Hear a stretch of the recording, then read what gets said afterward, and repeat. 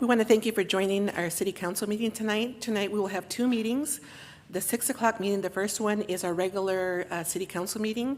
And then at 7 o'clock, we will have a second meeting, which is a special meeting of the City Council and the Cotati Community Police Advisory Committee, and that's at 7 o'clock. So we finish early, we'll take a small break, and we'll continue at 7 o'clock. No matter what, we'll pause at 7 o'clock for our second meeting. We want to thank you for coming to the joint meeting of the Cotati City Council and the successor agency to the former Cotati Community Redevelopment Agency. So we're going to start with a call to order. Yes, go ahead. Councilmember Savage. Here. Vice Mayor Harvey. Here. Mayor Lemus. Here. And then we have... Show Councilmember Ford and Sparks as absence. Okay, thank you. Okay, the second item is approval of minutes and notice of waiving of reading of all resolutions and ordinances introduced and are adopted under this agenda action. We have minutes from the Cotati City Council regular meeting, March 10th, 2026. Is there any questions or comments from City Council? Okay, we'll go to public comment. Public comment on this item, we'll go to Zoom first, and this is on the minutes. Thank you, Mayor Lemus. Zoom attendees, please use the raise hand icon if you would like to make a public comment on this item.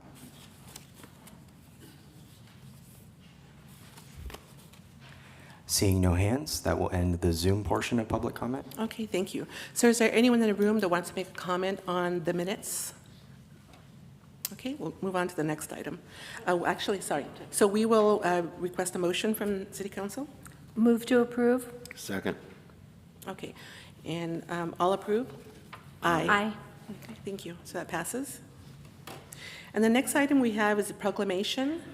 And for the proclamation, we have a Government Finance Professionals Week. And so we'll start with public comment on this.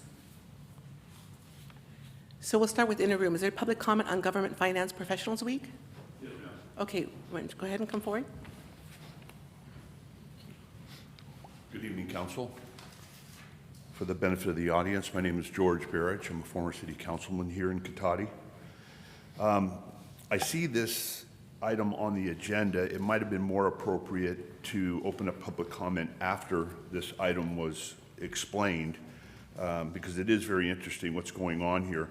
In recent weeks of council meetings, we've had citizens come forward and complain to the city council that they've tried their very best to submit public records requests to the finance department.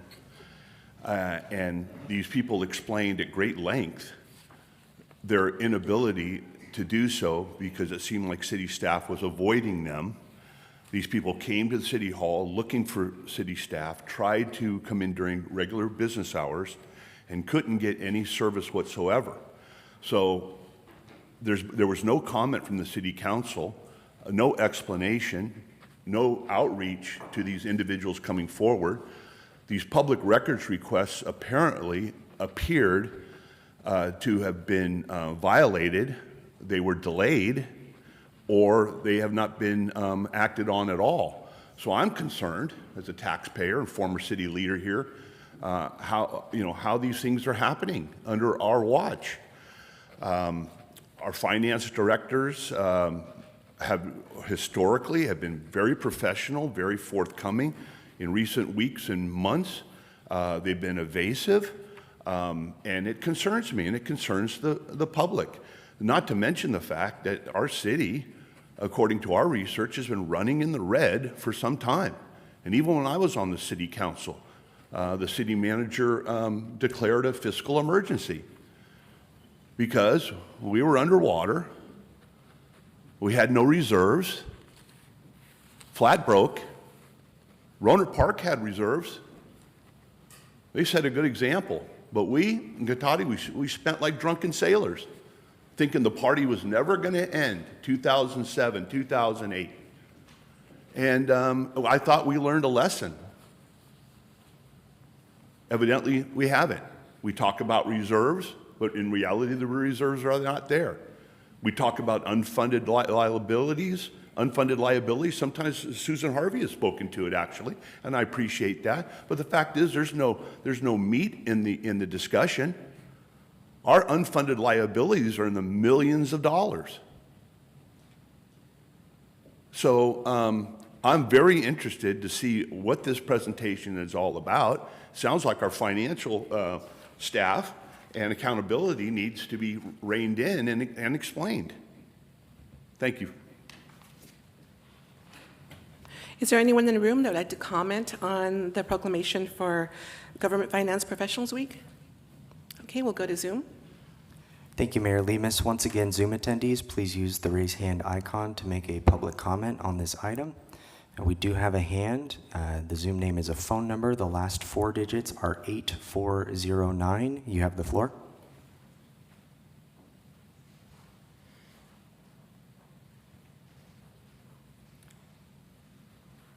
Caller, are you able to unmute and give your public comment? Hello? Hello? Hello, we can hear you Oh, now. there you are. Okay. I would just like to say that hang on 1 second, I want to mute my computer. Anyway, what I wanted to say is I agree completely with Mr. Barrett.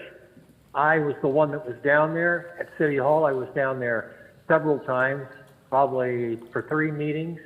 Tried to get a hold of your finance professional, your administrative service person, Angela Corder. I'm not afraid to mention her name. I put in public records requests. She never responded to any of them. It was always shipped it off to somebody else. She was the person that should have been in charge of telling me who was paying what to whom. I never got any answers. Matter of fact, every time I was down there, she had a meeting. Now, maybe that's what happens every Tuesday. I don't know.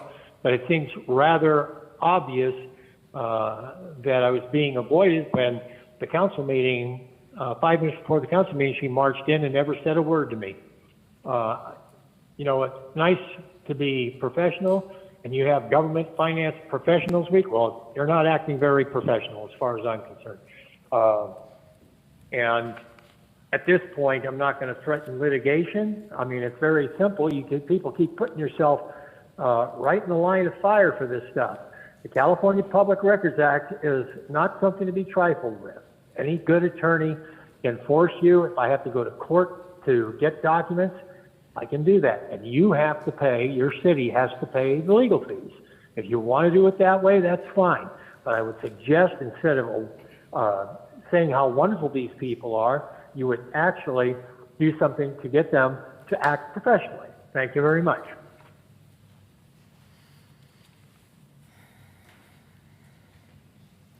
The next hand is from Lori. You have the floor. Hi. I wanted to say that Angela's been good up until the city attorneys got involved. And I've been asking since November, the totals for Redwood Public Law. And the attorneys turn around and say it's attorney-client privilege when they've done it before with, they've given me the totals before. So there's no exemption claim because they gave it to me before. But how many times do I have to request it? This is the kind of stuff that's going on. I can't even estimate the costs because the city doesn't give the information. I think Angela's very good at her job, and I appreciate Neil and all the accountants and all that, but the attorneys need to stop making the financial information not available in PRA requests and exempting themselves, because they're going to end up in court. Because how many months it's been 5 months and I can't get the totals for Redwood Public Law for October. So anyway, thank you.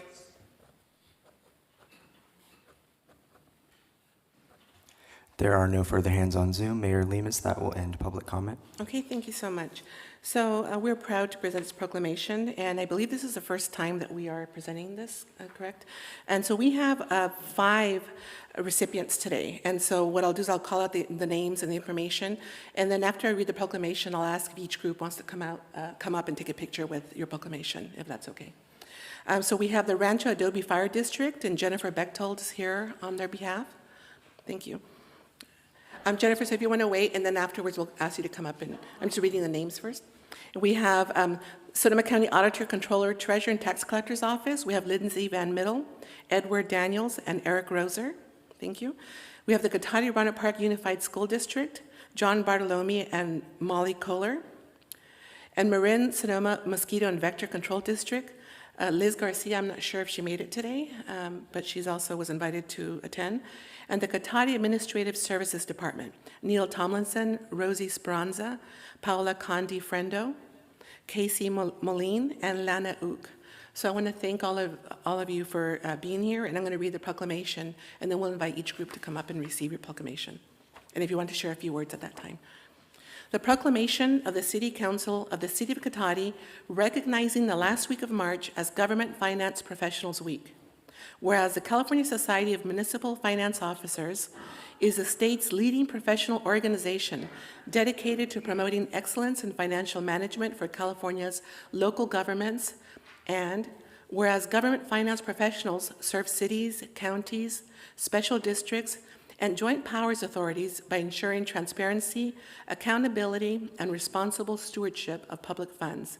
And whereas these professionals play a critical role in managing complex budgets, complying with state and federal laws, maintaining accurate financial reporting in compliance with government accounting standards, administering utility rate processes and enterprise funds, and supporting long-term financial sustainability. And whereas California's financial landscape, shaped by Proposition 13, Proposition 218, the GAN appropriations limit, CalPERS pension obligations, and fluctuating economic conditions, requires expert analysis and sound financial leadership. And whereas finance professionals work diligently, often behind the scenes, to provide critical information that enables informed policy decisions and ensures the delivery of essential public services. And whereas recognizing Government Finance Professionals Week during the last week of March helps highlight the dedication, integrity, and professionalism of these essential public servants. Now, therefore, be it further proclaimed on this day of March 24th, 2026, by the City Council of the City of Cotati, does hereby proclaim the last week of March as Government Finance Professionals Week, and encourages all residents to recognize and appreciate the hard work and contributions of the finance professionals who serve our community. We want to thank you. And with that, we want to invite any of these groups that would like to come up and share a few words. You're welcome to come up to the microphone and share a few words, and then we'll come and take a picture with you. And just kind of say which group you're with, and just if you want to share a few words. Good evening, council members. I am Eric Roser, the elected Auditor, Controller, Treasurer, Tax Collector for the County of Sonoma. With me is, come on up. With me is Lindsay Van Mitty, the Property Tax Accounting Manager, and Ed Daniels, who is also in the Property Tax Division and is integral to the allocation of taxes to local agencies, including your city.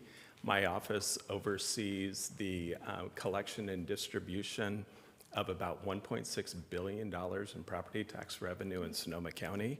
And we take our job very seriously. We are an independent office, and we also, I think it'd be interesting for local members of as a city that receives taxes to know that we undergo a 3-year audit every 3 years from the State Controller's Office.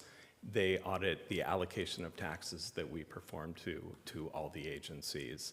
And recently, we just received a clean audit. So thank you to Lindsay and Ed. They're the shining stars in the office, and thank you for the recognition. Thank you so much. So if you want to wait, like on the side as each group speaks, and then we'll take pictures with each group. Thank you. Welcome. Hi, I'm Molly Kohler. I'm the Director of Business and Finance for the Cotati-Rohnert Park School District.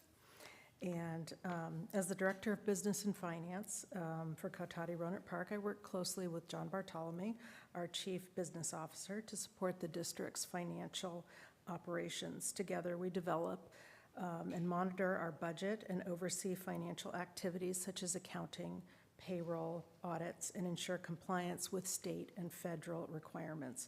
We also collaborate with all of our departments across the district and align resources with priorities to help ensure that our funds are used effectively to support all student success. Hi, I'm John Bartolome, Chief Business Official for the Cotati-Rohnert Park Unified School District. I help ensure the school district remains fiscally responsible and financially stable. My team manages several budgets, including the general fund, developer fee fund, and voter-approved bond fund, which support facilities maintenance and upgrades. While much of this work happens behind the scenes, when it's done well, the entire organization runs more smoothly and efficiently. I want to thank you for having us today, and I appreciate the recognition. Thank you. Okay, and then the next group. Hi, I'm Jennifer Bechtold. I'm the Administrative Manager for Rancho Adobe Fire District. I've been overseeing the administrative service sector for about 20 years now. And as we are kind of coming through some changes here, my role is going to be changing quite a bit. But we wanted to say thank you tonight for honoring the district and acknowledging us. Thank you. Last but not least. Angela Quarter, Director of Administrative Services for the City of Cotati. I have a wonderful team behind me, and we just want to say thank you so much for recognizing all the hard work that we do through this proclamation. I know you guys appreciate it every day and every meeting we come to with the financial section and any resolution or staff report. We put our thumbprint on everything that goes through the city and make sure that it is processed accordingly, as well as to the best use for our citizens as directed by you, our council. And we greatly appreciate your support of our work that we do for the city. I also do want to say thank you on behalf of the Mosquito Vector Control for Liz Garcia, who unfortunately couldn't be here this night, but she sent her appreciation as well and is sorry she could not make it. So I don't know if we're good to just take a single photo with all of us. That way we save time and get a big representation of all of us together. Sure, we can all kind of assemble up there. We'll join you right now. Thank you.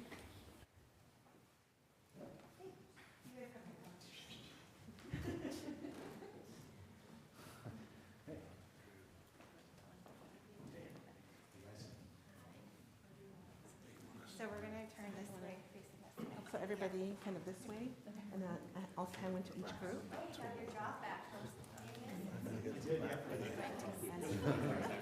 And then we have Eric Rhodes. Do I have him? Does everyone have one now? I think so. Because he's back there. All right, smile. Beautiful. Thank you so much. Thank you very much. Appreciate it. Thank you. Thank you so much for your work. Thanks, you guys. Thank you so much. Yes.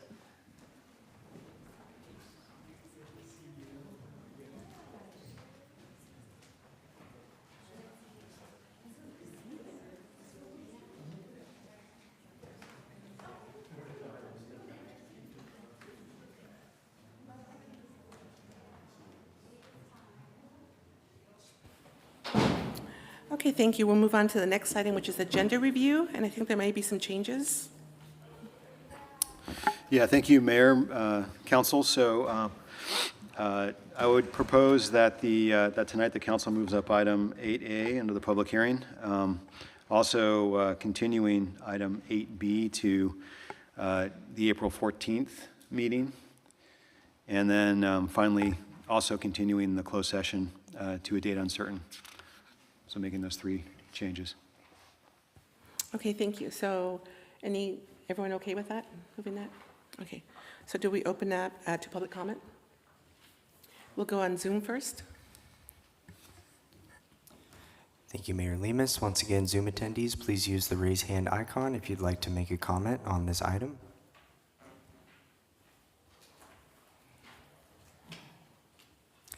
Seeing no hands on Zoom. Okay, so we'll continue in the room. Anyone have a comment on moving the agenda item? These agenda items? Seeing nobody, we'll just come back to the council. We all agree, so I think we're good on that one. Okay, we'll move on to the next item. So the next item we have is citizen business and public comment for consent calendar items. So this is citizen business and public comment for consent calendar items. Any member of the public wishing to speak to the council on any items listed on the consent calendar or any matter not listed on the agenda that are within the subject matter jurisdiction of the council may do so at this time. Pursuant to the Brown Act, the council is not allowed to consider issues or take action on any item not listed on the agenda. Pursuant to City Council Policy 2025-03, comments of any member of the public are normally restricted to a total of 3 minutes in length per person for matters not on the agenda and a total of 3 minutes per person in length for any and all items on the consent calendar. The mayor may extend the time limit for a reasonable time where disability accommodation has been requested. To facilitate public comment, the timer indicator lights will display yellow when there are 30 seconds remaining and red when time has expired. So we'll start in the room. In the room, is anyone would like to speak on citizen business and public comment for consent calendar item?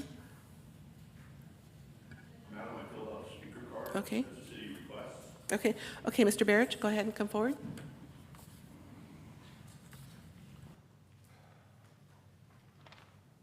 Thank you, Mayor. For the umpteenth time, I'm simply asking that you read the speaker cards as people submit them. And I think I've submitted 100 or more cards that I asked to be recognized as Councilman Barrich. That's my official title.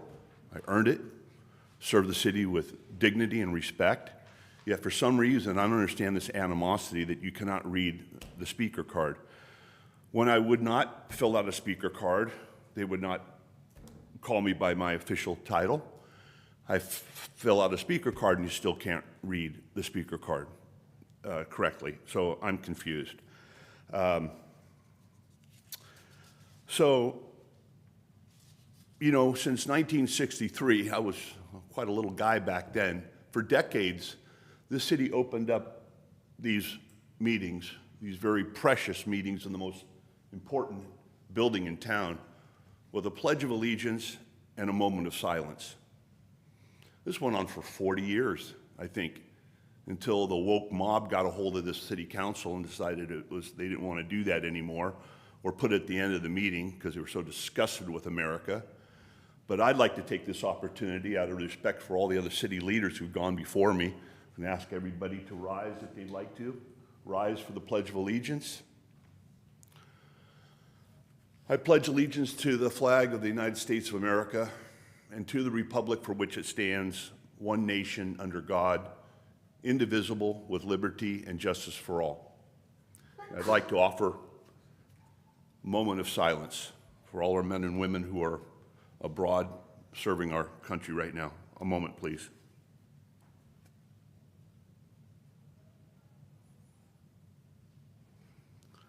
Thank you, Council. On this, I read in the paper or someplace, Mayor Lemus, that you are throwing your hat into the Sonoma County supervisorial race.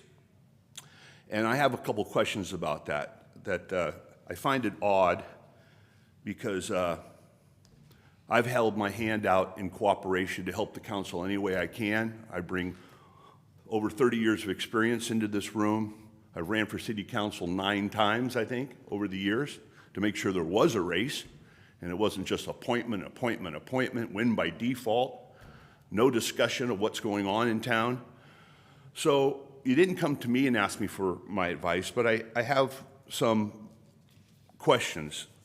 First, you've never received a vote from anybody in this town. You were appointed. You were installed because it was a default. There's so many people that don't want to serve in this city, knowing the level of corruption that we've seen. And then the other issue, as I heard, is that, I would like to see our next county supervisor representing our district having some college under their belt. And correct me if I'm wrong, I don't think you have any college at all. And that concerns me. A lot of us have backgrounds in finance, government, public administration, construction, look at Mr. Savage too, a lot of experience here, and Ms. Harvey. So I'm concerned. I'm at your disposal if you want to meet with me, but if you want my support, you have to call me by the name that I wish to be called according to proper etiquette. And if you can't do that, it really goes to show your lack of depth, not only as a human being, but as a future county supervisor. I'd like to see you get your feet wet in this room for a few years and prove to the public that you have what it takes to lead. Okay, anyone else in the room would like to speak on this item? This is citizen business and public comment for consent calendar items. Okay, no one else, we'll go to Zoom. Thank you. Thank you, Mayor Lemus. Once again, Zoom attendees, please use the raise hand icon to make a public comment. The first hand is from Lori. You have the floor. Hi. One thing that I was thinking, we have an action item, minutes. And these have put the value of public input on the back burner. If you go back 20 years, Paulette Bell and other city clerks did wonderful minutes that showed what the citizens said, and it wasn't just all about the county. And I'd like to see that on an agenda, that we stop using, these agenda minutes were wonderful and they put a period of time. Now you don't have any idea what the citizens said on those. But if you go back 20 years, they're great. You can find anything. And believe me, I've been looking at minutes as a paralegal. So I just want to make sure you guys put my hat in that. That needs to happen. Thank you.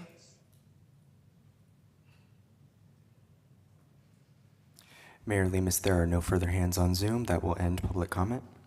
Okay, thank you. So I will go now to the consent calendar, and we have 2 items in the consent calendar. First of all, is there any questions or comments from City Council? Okay. So we already took consent calendar. Do we have a motion to approve? We already did. The previous one was, public comment. Did you have another comment on consent? Just 1 minute. Okay, sure. Yeah, come forward. Very gracious of you. Thank you, Mayor.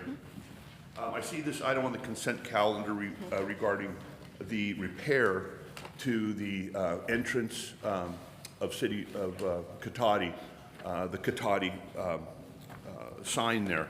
And the first thing that came to mind is that it's on the agenda for an expense, but I'm hoping if that damage to that archway was done by a private party, that hopefully their insurance is going to pay for this. So I'd like to hear maybe a discussion on whether the city is going to be reimbursed for the negligent acts of somebody who ran into our entry archway. Thank you, Council. Okay, thank you. So I know it's a question, so I think there's a response to that. It was an item, right? Yeah, I would just, I can answer in a second. I would just suggest that if anyone else wants to comment, since it's reopened. Oh, sure. So does anyone else want to comment on, this is a consent calendar? Anyone in the room that would like to comment on consent calendar? Okay, let's go to Zoom and see if there's any comments on consent calendar. Zoom attendees, please use the raise hand icon if you'd like to make a comment on the consent calendar.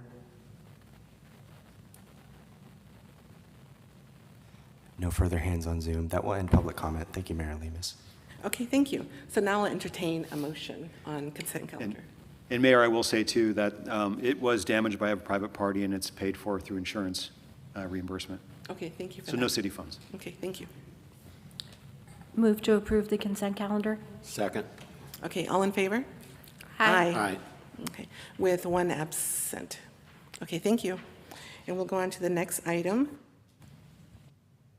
Then the next one's direction of future agenda items. Is there any direction on future agenda items? I have one, I'm not sure exactly when it will be coming, but the Waste Management Agency meeting is considering a credit agreement with the County of Sonoma for financing the new household hazardous waste facility, and so that needs to be an amendment to the JPA, and so that needs to get put through all of the cities. So I just wanted to give you a heads up that that's coming. I'm not sure exactly when, but soon.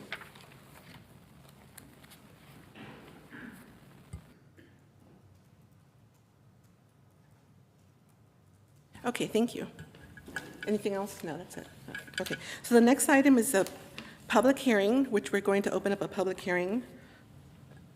And we're moving up to 8A, right? And 8B is no longer.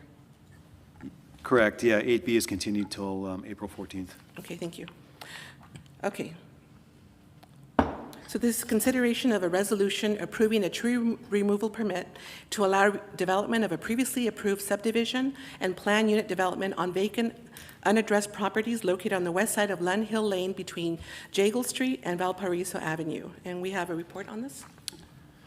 Thank you, Mayor Lemus, members of the council. My name is J.P. Harries. I'm a senior planner with the city of Cotati. And I do have a presentation, which I'll try to go through fairly quickly. I know there's someone in the audience that will speak. The applicant is also on Zoom if there are questions for the applicant, and I want to leave time for questions and comments. The photo on the right is looking from the south to the north of the property that we're talking about, just to give you a visual, and I have a couple more photos in the presentation. Next slide, please. This is the area. It's off of Lund Hill Lane, on the west side of Lund Hill Lane, just south of Valparaiso and east of Jagle Street. It's a 1.6 acre property. Originally was a 1.6 acre property, which has been subdivided into 8 different lots, which range from about 7,000 to 13,000 square feet in size. It has a PUD overlay, but its underlying zoning is NM. As far as we can tell, the PUD was basically a way to control development of this property. It had always this kind of higher density designation, but the PUD established a zoning where the 4 northerly lots would be developed with duplexes to blend with the more higher density developments to the north and to the east. And then the 4 southerly lots would be developed with, they would be sold as just vacant lots and developed with custom single-family homes. And that was to blend with the Cypress Hills subdivision, which you would know if you drive down Lund Hill. It was very nice homes. Next slide, please.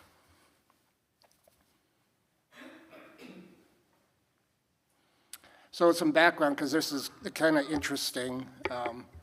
This PUD and subdivision was actually created in 1990, almost 36 years ago today. And again, I talked about how it was, the PUD was to be developed. And then in January 28th, on 2008, the Planning Commission approved design review for the duplexes that came in. There was a mitigated neg deck. And then the owner at that time unsuccessfully challenged the conditions of approval, specifically those related to mitigating California tiger salamander and participation in our inclusionary housing fund. Next slide, please. And at that point, both obviously, back in 1990, no lots were developed. In 2008, no lots were developed. I don't know exactly when the lots were put on the market, but I know that since I joined the city in 2015, there's been a lot of interest. I have fielded many, many calls, as has Noah, from people that were interested in developing these lots.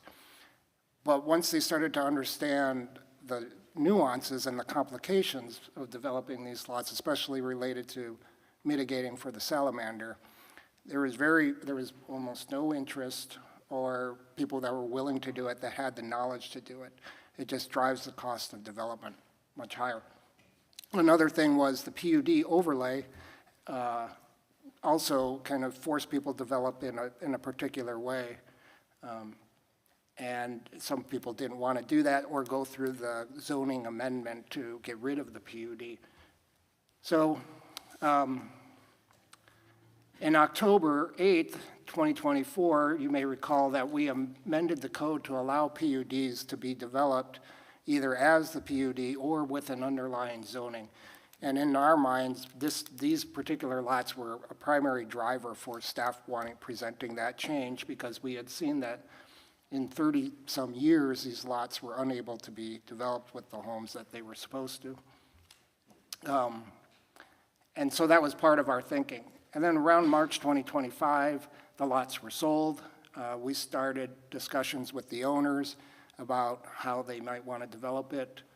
And we advised them that they could develop it as the PUD, with the kind of duplex and single family, or they could develop it with the underlying zoning. And duplexes and single family dwelling approvals or construction it's following our objective design standards. It's a ministerial process, so there wouldn't be future public hearing on these development of these lots, but there is a condition that says, there is a code provision that says only the city council can authorize the removal of an oak tree. Doesn't matter the size of the oak tree, it's just any oak tree, only the city council can do it. And so we advised them that they would have to submit a tree removal application, and we would bring it to the city council for that prior to us being able to issue any permits for grading or building. Next slide, please. So the tree removal, well, there is one thing else I want to say. The lot, when it was approved in 1990, the original approval of the subdivision, the whole property was graded and frontage improvements were installed. So the trees that we're talking, with the exception of the eucalyptus, I'm not sure the size, given them when they may have been planted, and they're also right along the perimeter. But the oak trees that are proposed for removal have all basically volunteered on the site since 1991, 92, when that grading was completed. They're relatively small, ranging from just little sticks up to about 15 inches in diameter. So relatively young and small trees. The reason for the request is it would allow for the development of the lots. We don't know, we don't have building permits submitted at this time, but we've had discussions, and I've provided in the packet and online some preliminary proposals that they're giving us, kind of conceptual plans. And right now, we've just looked at the 4 lots with the duplexes. So they'd be duplexes with ADUs. And we're expecting the same thing, that the single family would also come with ADUs. And again, we would review that under our objective design standards. Next slide, please. This is a site plan just to give you an idea. That hashed part are where you're looking west is at the top of this screen. So the entire west side right now is not proposed for any tree removal, nor is the north on the right of this slide. Pretty much we can see the building envelopes and 3 of the duplexes in this particular graph. That's where the tree removal would be. So everything in the hashed areas, the trees would be preserved for now. There are some eucalyptus in that hashed area, and I know that the applicant will likely come in and ask for those to be removed. They're not part of this approval because that's not the way it was submitted. But I'm expecting that they will come in and staff can authorize a removal of a eucalyptus, and we do almost without question because they are considered an undesirable species by our code and because of their high flammability and growth structure. Next slide, please. And this are just a couple slides so that you can get an idea of the oak trees and just how the property looks. This is standing at the north, looking south. Next slide. This is at the south, looking north. Next slide. And then just to disclose kind of what we're hearing they're going to probably propose, these are two of the lots, and they have a shared driveway, and that would serve both duplexes. Next slide, please. It's maybe a little bit difficult to see on this slide, but here you can see it. There's two shared driveways serving 4 different duplexes. Next slide. This is the first floor. Again, these are conceptual, but this would be the first floor. What you're seeing here is parking for 4 cars, and that's an ADU on the right and an ADU on the left. Next slide. And then the main primary units are on the second story. And next slide, please. And so we reviewed this with respect to CEQA. There were no unidentified or project-specific impacts peculiar to the project site. It is consistent with the general plan and zoning. So CEQA guidelines 15183, which allows us to tier from our general plan EIR, applies, as well as an infill exemption, CEQA guidelines 15332. And mitigation measures from the Cotati General Plan EIR have been applied, and you can see those in the resolution that's before you. Next slide, please. And actually, before I get on the recommendation, I do want to say one thing about the conditions real quick. And I want to review it, looking at the condition. So there is a mitigation element to this. And we reviewed it compared to our code and what it requires. And we're recommending that 140, there will be 100, based on our calculations and our approach to the mitigation strategy, which is less than what it actually requires. And we did that because of the young nature of the trees. But we still felt that they would need to plant at least 156. We are conditioning it 3 times 8. We are conditioning it so that they have to require 3 on each parcel. So I just did my math wrong. But what we're asking for, though, and I'm sorry to make this very complicated, is that they mitigate for 140 trees that will be unplanted and do that through payment into our tree mitigation fund. And the amount that we are recommending that the council include as this condition of approval would ultimately be $18,340, and that's at $131 per tree for 140 trees that would be not planted on that property to mitigate for the loss of the existing trees. And then with that, so staff recommends the City Council adopt a resolution approving a tree removal permit to allow the eventual construction of the residential units within the Eucalyptus Glen subdivision. And with that, I'll answer any questions that the City Council has. Okay, we'll go to questions from City Council. Vice Mayor Harvey? So you said that there's this number of trees, 300 and some odd trees, and that there's more that they might come in and ask to be removed?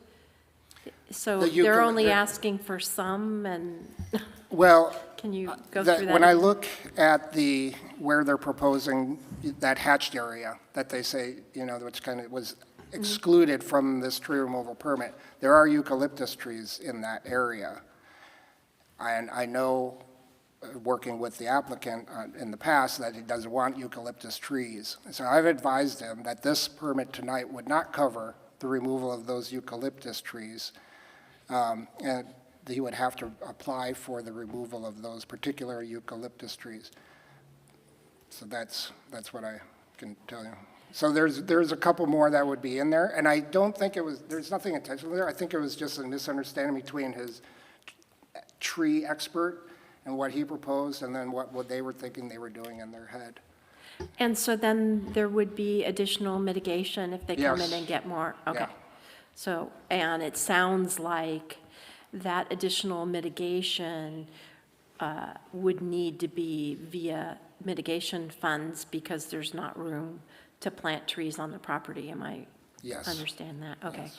And then lastly, because it's, I know, extremely confusing for most of the public, and that's that the state laws that have changed around allowing ADUs on every single project. Can you kind of go through that for the benefit of the public that may not be aware that adding an additional ADU on every lot is by right?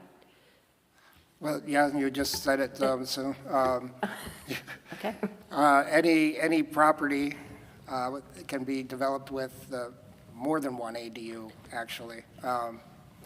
And this application, that's why they include ADUs. State law also prevents us from considering those within our density calculation. So they are viewed as literally accessory or in addition to a single-family dwelling. So we talk about them because we all, in common sense, look at them as somewhat of a different unit, another residential unit, but they are, if someone wants one, they are permitted by right, by state law. And we have no say in that, nor with junior ADUs? No, correct? other than our objective design standards, no. Right. Oftentimes the public isn't aware of that, so I just wanted to make sure that I had that correct. Thank you. Any other questions? Yeah, of Any the questions? Go ahead, 53 oaks that were on the slide, those are not in the area of the hash marks that aren't going to be disturbed. Those are actually 53 oaks that Yeah, would be there's lost. 53 oaks in that kind of clear area. There Okay. are oaks within that hashed Okay. area, and Okay. those will be preserved. I don't know the exact number, but Are we able to get a count on how many oaks are being preserved? I Just just, as yeah, I'm not exactly Someplace sure down the of road, that maybe number. if we could get that might be just a talking point. With the young nature of these oaks, is there any opportunity to transplant any of those into any city parks or offer them to developers that are working in Cotati, or any rescue the oaks type of effort? I think we can include that as a condition if you'd like us to, have I think him that- work with yeah. an arborist to find out which ones can survive that kind Mm-hmm. of transplanting. Yeah. I think that would be worth doing. The optics of just clearing 53 oaks just doesn't look good, and I think if we could do more to try to mitigate that through, I don't know if restoration or transplanting, whatever the word would be, I think would be worth looking into. Yeah, we can definitely include that as a condition of approval. I do want to say one thing. We're not going to just, also, this tree removal permit is going to be tied to any kind of grading or building permit. They're not authorized to just go out and cut the trees down and walk away from Okay. that action, so. And our code requires that any oak tree removal be associated with a development or a subdivision approval. You can't just go out and cut oak trees down. But we can include that replanting and have their arborist look at which ones that could do that. We would have to identify some places where that replanting would take place, but that's not a heavy lift. Okay. What I was thinking is we would condition the project to require the developer to offer them up as available for transplanting. Okay. Okay, thank you. Any additional questions from the city council? Okay. You guys asked the questions that I was wondering too, so we will go to public comment, and we'll start in the room. We'll invite Mr. Barrich first.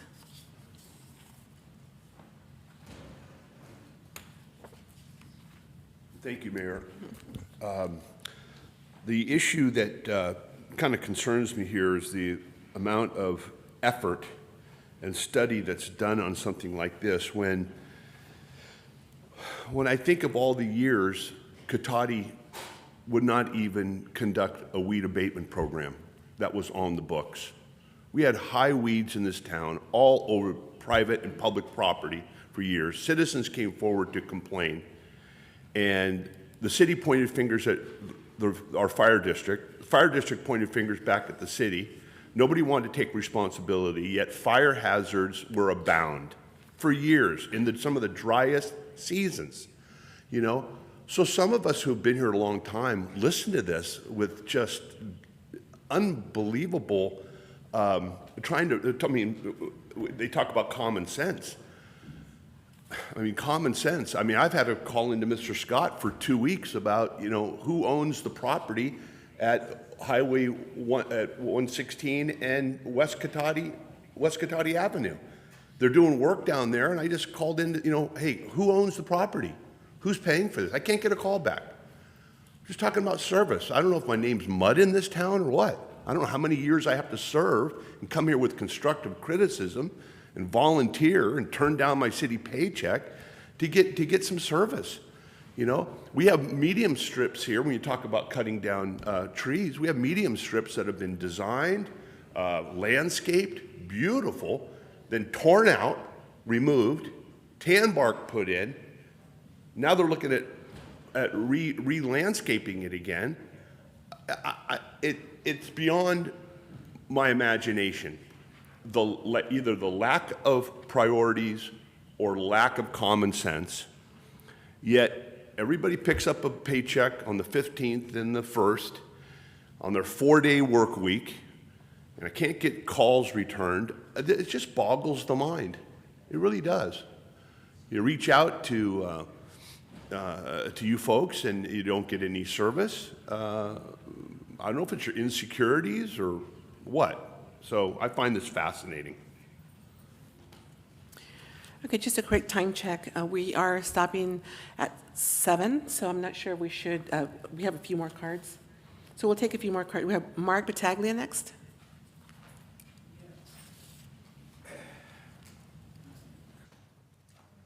Yeah, I'm Mark. Hello. And I own the adjoining property to this site. And I just want to comment, I looked online on this horticultural tree inventory report that was online. And I came up with, they had 69 trees listed on this site. And they had 68 of them recommended for removal, including the eucalyptus. And the only one that they said was worth saving was tree 57, which, okay, that's fine. And then they had a whole bunch of tree preservation guidelines in the package after they effectively would like to clear cut this whole site. I mean, so it seems kind of ironic, but that's okay. Yeah, I'm aware some of these trees have to come out because they're in the footprint of the house, but houses are proposed, whatever, PUDs, whatever you want to call it. But some of them are close to the property lines, within like 10 feet. I don't know. And those eucalyptus trees have been there since when I was a small boy. They were old trees, so I'm just commenting on that. And that's pretty much all I had to say. Okay, thank you. Vanessa Aking Davenport. Hello, it's Vanessa Atching Davenport. Hi, I'm Vanessa Atching Davenport, and I am an attorney married to my husband, Cliff. We are property owners adjacent to the larger open area Battaglia property, so we're on the other side of Mark. And on that side, which would be the rear side of the proposed subdivision, so those trees, basically, we look at those trees across Mark's property. I've been a litigator, state regulator, administrative law judge, hearing officer, particularly in the area of land use, zoning, code violation abatement for 37 years. So let me preface my comments by saying I'm not here to nitpick aspects of the proposed building construction and, the zoning. I'm not naive of the constraints that cities have since the new government code sections came into being, as far as planning and zoning goes. And actually, I'm also a Californian frustrated by the inability to provide necessary and affordable housing to Californians. I mean, I think this is something, no question, we need that. housing in the state. In fact, at the end of the day, I wish the developer well in getting this project through to fruition.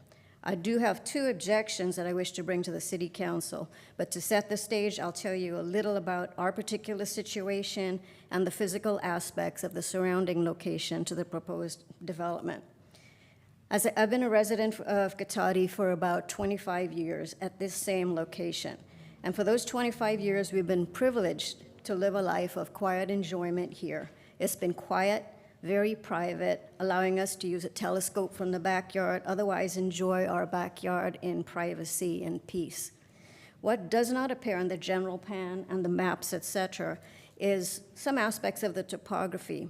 Mark's property is 18 acres that wraps around us. It's very rural open space.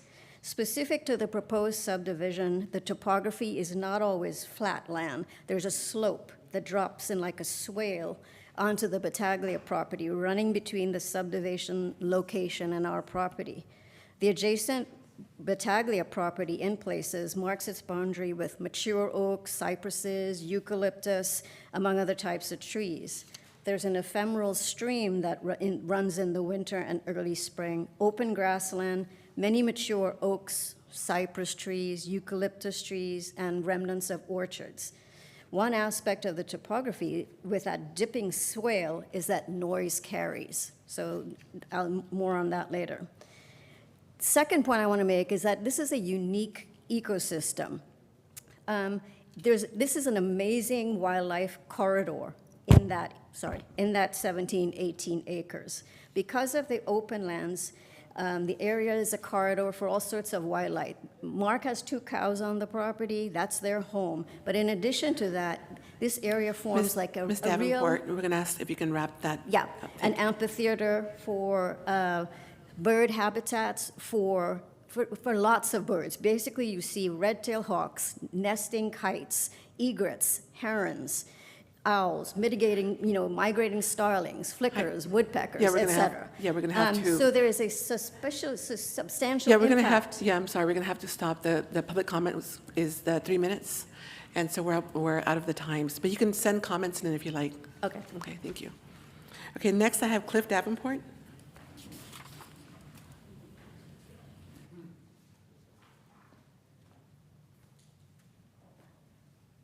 Hi, Council. Good evening.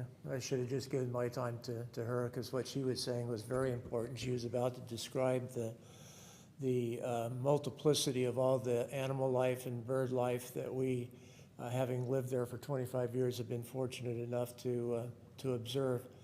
And I would say that this corridor of diversity is there in large part because along the north side, there's this ring of trees that goes along, and it provides a border to insulate this wonderful biodiverse property from all the buildings that you see on the other side of Lundhill Lane. And my concern is that if you look at the maps of the development that was shown there, there's the amount of trees that they're going to keep is very narrow. And so if you were to take those eucalyptus trees down, that border I was just talking about is going to be gone. So that means this whole area is going to be opened up to visual and auditory impact from the buildings and whatnot. So those eucalyptus provide a valuable function. I know people don't like eucalyptus and they're always looking to get rid of them, but this is a case where I think the eucalyptus trees provide a very valuable contribution to the ecology of the area. So I would like to see those eucalyptus stay. Barring that, I would ask that the developer look at either concentrating that narrow strip of where they're going to keep the trees or expand that strip somewhat so that to the border that has been destroyed by the removal of those eucalyptus trees can be restored and the biodiversity maintained. Okay, thank you. So we do have to take the next meeting, so we're going to pause public comment? Or what? Yeah. What is your, what do you I think we're getting close to the end. I would just, we just can't start before 7, so my suggestion is we just continue this item and then move. Okay, is there anyone in the room that did not submit a card that wants to make public comment on this item in the room? Okay, then we'll go to Zoom. Yes, thank you, Mayor Lemus. Once again, Zoom attendees, please use the raise hand icon if you'd like to comment on this item. The first hand is from Lori. You have the floor. Hi. I agree with the previous speakers. Taking out all these trees, there is established biodiversity there. I mean, you look at those trees and you go, how many birds have settled there over the years?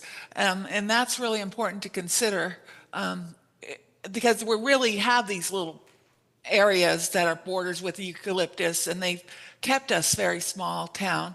The other thing is I'm wondering, like, some of the 53 oak trees, they're like 15 feet tall. Some of them are more established than these 2-3 foot one, or well, I didn't see 8-3, but like 8 feet ones. Could there be a condition that they work around ones that are over 15 feet tall? They try to integrate those into the one. And then the last part I wanted to go over was still put in the tree mitigation fund, which is good because 140 trees would be too much. But how will that money be used? Will they, by the city? Well, we need help over here on the west side because there's some very dangerous trees that need to come down. And I'm just wondering where the money goes. Thank you.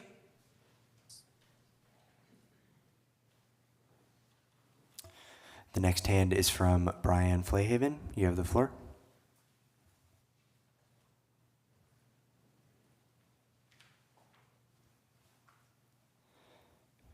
Mr. Flayhaven, are you able to unmute your microphone and give your public comment? There we go.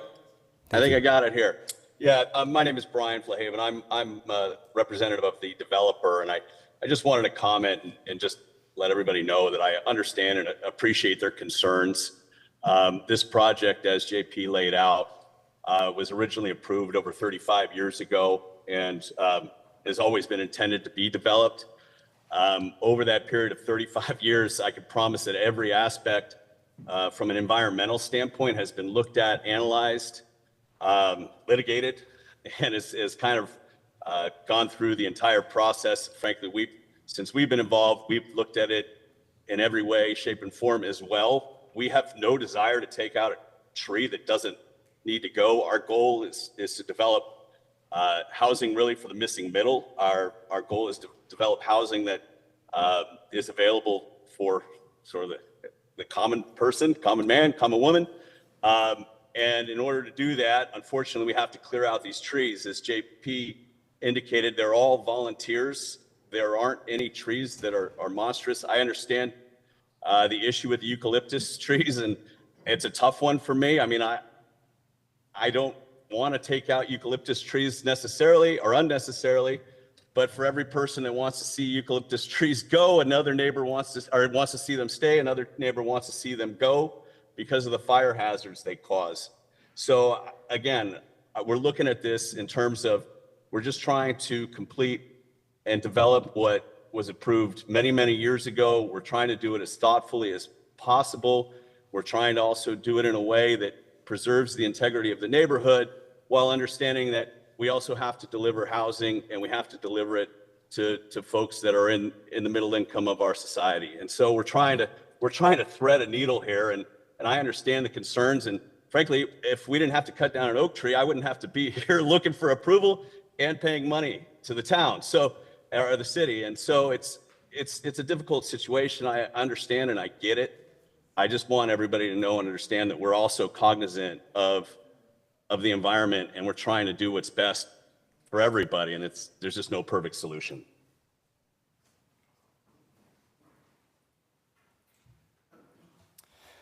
Mayor Lemus, there are no further hands on Zoom. That will end public comment. Okay, thank you. So now, a public hearing, bring it back to the council. So it sounds like from the developer that they're kind of trying to thread the needle with the trees, and they're mostly volunteers. So I want to ask if City Council has any more comments on this, or questions, comments? So JP, there's that hashed area, which is sort of what was expressed as kind of the break between the properties. It's unclear what's going to happen there. It sounds like more trees may be asked for that. Is there a way in our conditions that we can set up kind of that biodiversity in that strip and be cognizant of kind of a swap, if you will, if trees have to come out, that other ones have to go in to kind of keep that, break is not a good word, but, you know, that break and diversity there? Are we allowed to do that?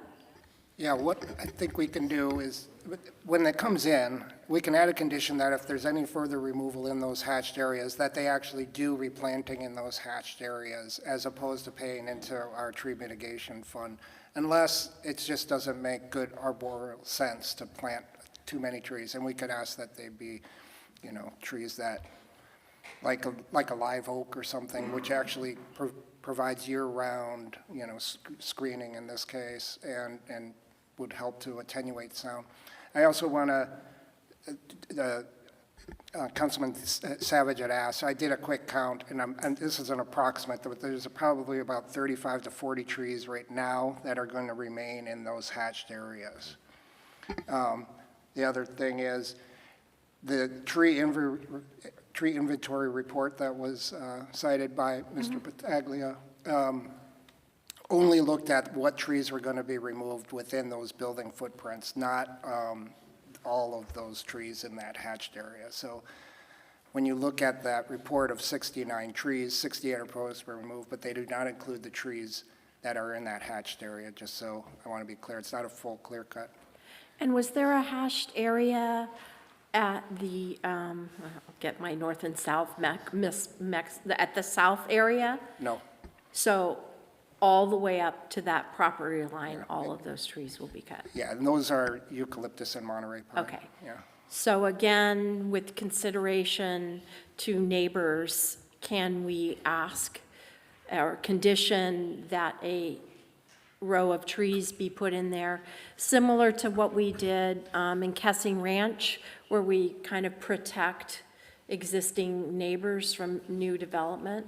So staff would like to chime in on that. So we had some challenges with Kessing Ranch because a lot of the trees that were originally required as mitigation for essentially privacy concerns from the neighbors when the development was going through the process ended up coming in for removal or not being adequately maintained by the property owners who bought those homes. And so it was a real struggle for staff to, with those adjacent neighbors who had very, these set of expectations. And then, 5 years later, when the new property owners are in and they're not maintaining these trees that they don't really want, it was a challenge for staff. And so from the city perspective, we kind of internally discussed if trees were to be planted or required as a privacy for an adjacent property owner, that they be put on that property, so that way they would be insured to be maintained and provide the benefits that property owner had expectations for receiving, versus putting it on someone who wasn't a part of the original decision, may not be aware of all the requirements. And to the question of how does the mitigation money work, any property owner in the city of Cotati, multifamily or single family, can have the city pay for 2 trees a year to be planted on their property. And that's throughout the entire city. We also use that money to fund trees being planted with our restoration projects, our park projects. And so that is available at no cost to all residents. So if I understand you correctly, I understand the problems with Kessing Ranch that we had there. So those adjacent property owners could come and ask for trees to be planted on their property, and that would get absorbed by the project? Or we can fund trees to be planted on their property through the mitigation fund available to the city. Okay. If the council wants to condition that they have access to additional funds beyond the 2 trees a year, we can absolutely do that as a part of this action. Okay, I think that that might be beneficial. And then what can we do about the strip that's not gonna, can we condition, I don't know how to say what number of trees need to be there to kind of, Well, I think we won't know that until we see what's proposed for removal. okay. JP's just, basically, he's experienced enough to know that as the construction comes in, there's likely to be some additional trees requested. Right now, we don't know what trees those are or where they would be. And I think the condition should read that any additional trees proposed for removal shall be mitigated on site to some extent. Because again, we can't force someone to plant, if the number's 50 trees, there just isn't gonna be room. But that some portion of their mitigation go back to actual planting and not be allowed to be fully done through fee payment. Well, right, but when you say on-site implies anywhere on-site, and the concern that I heard was, you know, kind of that biodiversity in that corridor right there that's adjacent, and, So we could say in the area where the tree was removed or Okay. on the, is it western property what, line? western Yeah, property? but Yeah. we can't condition it. That would require the applicant to do something on somebody else's property without that other property owner's permission Correct. and involvement in that decision. So we can have a conversation with, Mm-hmm. with the adjacent property, but that's about it. On the development site. On the development side, it's fine, but planting on someone else's Yes. property, that has to be an agreement between parties, yeah. So any of the adjacent property owners that would like to see trees on that border can engage with you to Correct. make that happen? Through the Plant a Tree Katati program, there's a website on our Okay. page. And it sounds like the 2 trees may not be sufficient, and so we're going to have to tell you something to make that be different. So I think with this approval could be conditioned that says, owners of property directly adjacent to any of these Lund Hill lots shall have access to additional tree mitigation funds through the Plant a Tree Katati program. Nicely said, Noah, thank you. Those are my Those thoughts. are comments, okay. Any other comments? Nothing other than what we talked about earlier with transplant prospects, yeah. Okay, thank you.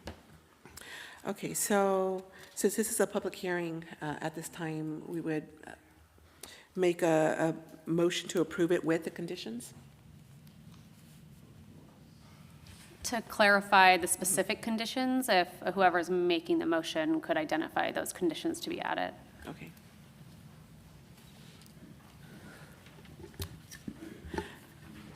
Why don't I go ahead and cite those conditions? Sure. That would be helpful. That the first condition was the one recommended by Councilman Savage, which would be replanting the oaks if possible, to transplant the oaks if possible. The other would be to any tree removal within the hatched area, that there be, that they do replanting in that hatched area, and we can do that. That if, well, I would, how do you want to condition that last one? Because it's a condition that applies to others. Just adjacent property owners have access to additional Plant a Tree Katati mitigation funds to plant trees on their properties.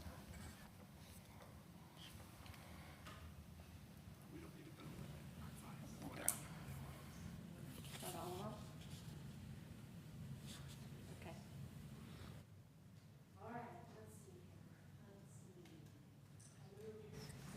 Turn that on. I move move a resolution approving a tree removal permit to allow development of a previously approved subdivision and planned unit development on vacant, unaddressed properties located on the west side of Lund Hill Lane between Jago and Valparaiso, with the conditions of replanting, retransplanting the oak trees that will be requested to be removed, and replanting in the hatched area to, if a tree goes, another one comes in, and that the adjacent property owners are allotted additional tree access through the mitigation program other than the 2 trees per year. Did I get that okay? If I may just clarify one piece of motion, that if the oak trees are available to be transplanted. Yes. Thank you. Second? Okay, we have a second. So we'll do a roll call vote on this one. Councilmember Savage? Aye. Vice Mayor Harvey? Yes. Mayor Lemus? Yes. Okay, so three yes and 1 absent. Okay, so that closes the public hearing.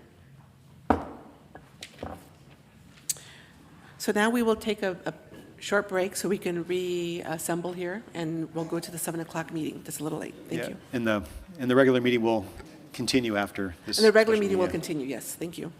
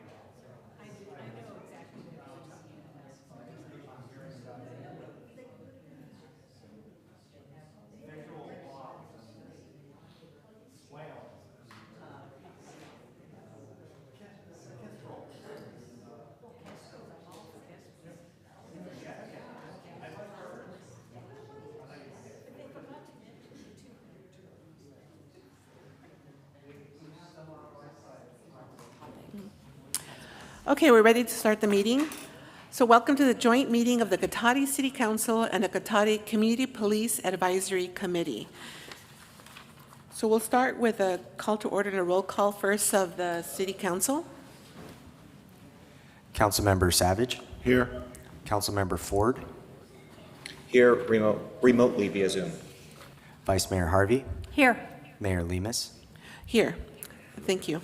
And then we'll go to roll call of the Community and Police Advisory Committee.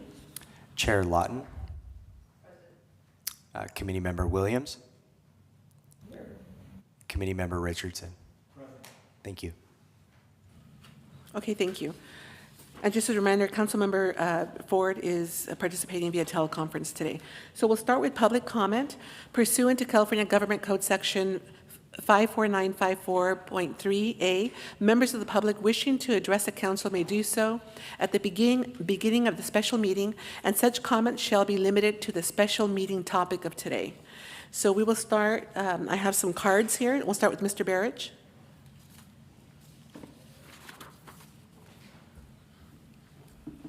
Thank you, Madam Mayor. Again, I've asked you several times to just please refer to me as Councilman Barrich, but I don't understand your animosity here. I would like to make an observation of how you've conducted these meetings, especially the last meeting. You seem nervous, you seem rushed, and I don't want you to feel that way. You know, we're kind of a family here in Cotati. We want you to feel comfortable. You seemed rushed.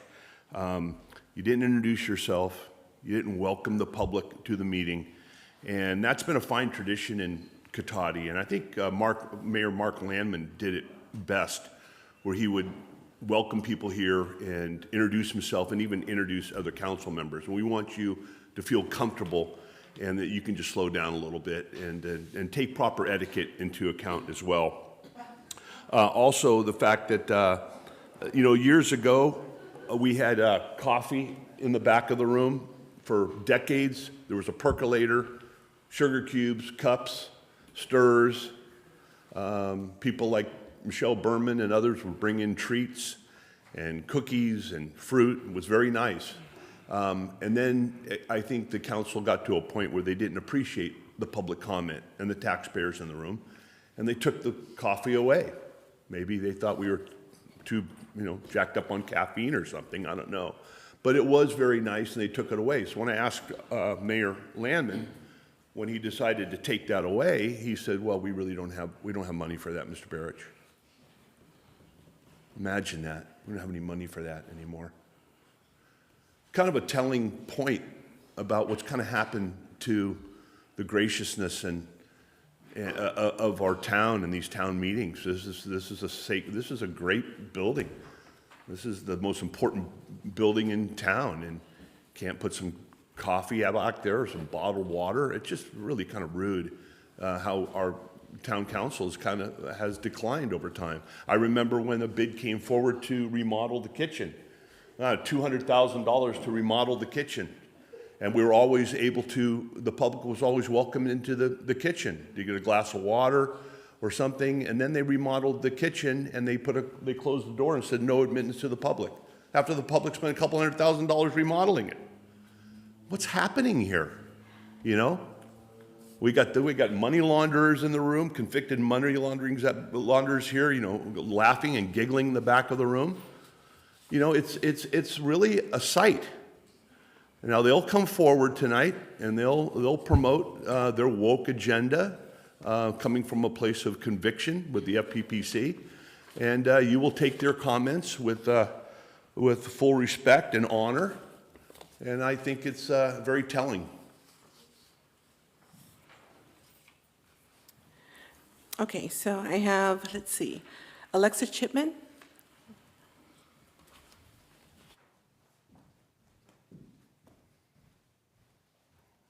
Hello, thank you. I just wanted to speak for the people in Cotati and Rohnert Park who are scared by some of the violence that ICE has been escalating to recently, especially in California and Minneapolis. And we want to keep our community safe. And so we were just hoping that there's some sort of plan of de-escalation, should that begin to happen here in Cotati or Rohnert Park or Sonoma County. And just thank you so much for your help of hopefully protecting our community, all the residents, and we hope that we can trust you to do that. And thank you so much, everyone. Thank you. Roberta Teller?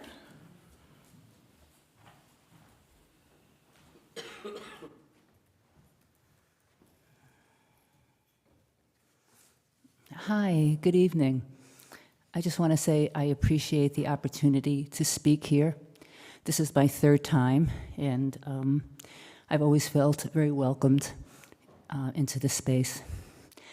I am the chair of SEDC, the Social Justice Committee at Ner Shalom. And I had been planning on coming to this meeting, and as I typically do before a meeting, especially speaking publicly, I write out a script because I get nervous and I want to make everything right and perfect. And I did that yesterday afternoon. I actually have my script here. However, I'm not using my script tonight because I discovered and found out that you were having a special session this evening to address policies, procedures in dealing with potential ICE presence in this county. And that is something that I am deeply concerned about and care about. A couple of weeks ago, I gave you a model ordinance of noncompliance for you to look at. So anyway, I just want to say that I am grateful that you are looking at and considering developing these policies for this very precious city. And I also had planned on bringing a sign. And I was going to pop up my sign every once in a while just to let you know of what I was thinking. And I'm going to use the sign tonight, not so much as a reminder, but actually as a way of saying thank you to you for your consideration. So it's a famous sign by John F. Kennedy. I'm sure you all know it. And it says, "If not us, who? You.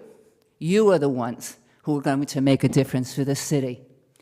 If not now, when? Now is the time." So thank you, thank you, thank you. And in keeping with my policy of leaving you with information, each of you has received a sample packet from the city of San Jose. They have developed a packet to help city and staff respond in the event of an immigration enforcement action in their city, and it's a really excellent document, so I ask that you please look at it. Thank you. Thank you. Beverly Volishin?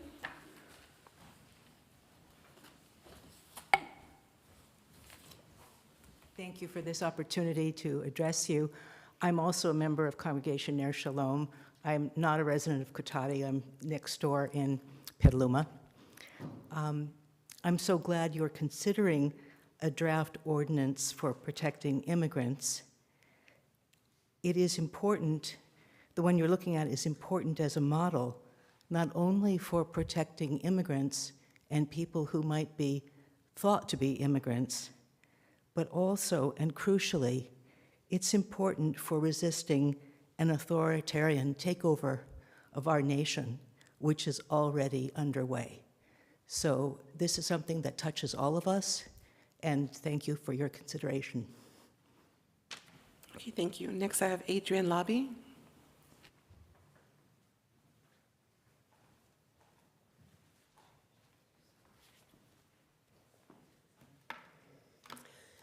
Good evening.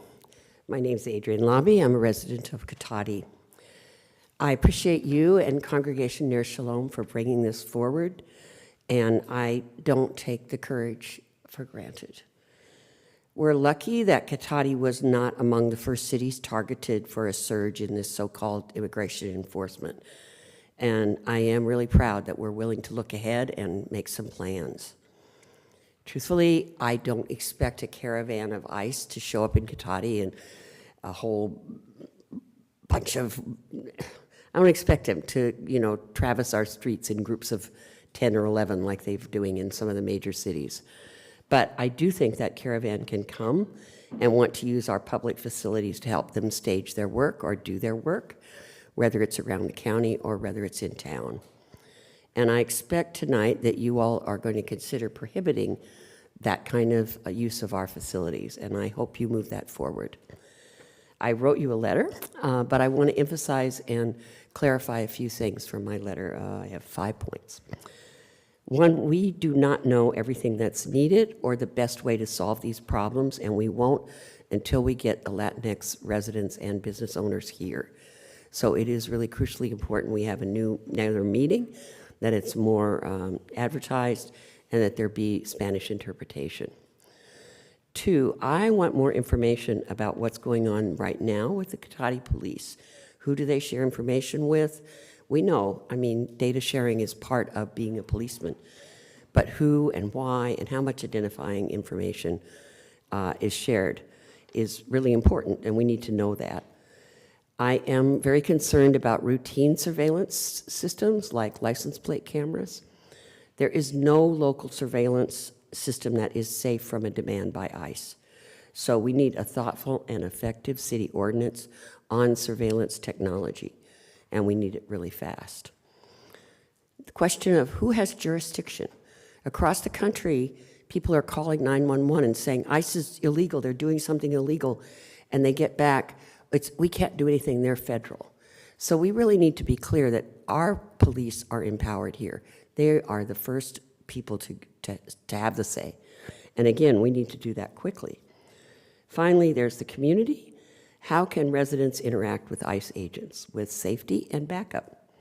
When the ICE agents come knocking around on my complex, going door to door, how will I know what to do? And who can I imagine will come and support me when I do it? Same with the businesses across the street that are run by Latinos. So these points are a lot, and I realize that. I don't think I'm the only one that's overwhelmed by all of this, and they're not even here yet, at least not in force. But I think we're stronger and better when we're together. So I ask you not to let this be the last time we get a chance to really talk about this in depth. And let's set another meeting. Thank you. Thank you. Is there anyone else in the room that would like to come up and, speak? Sure. Come forward, state your name, and then you can give your comment. Thank you.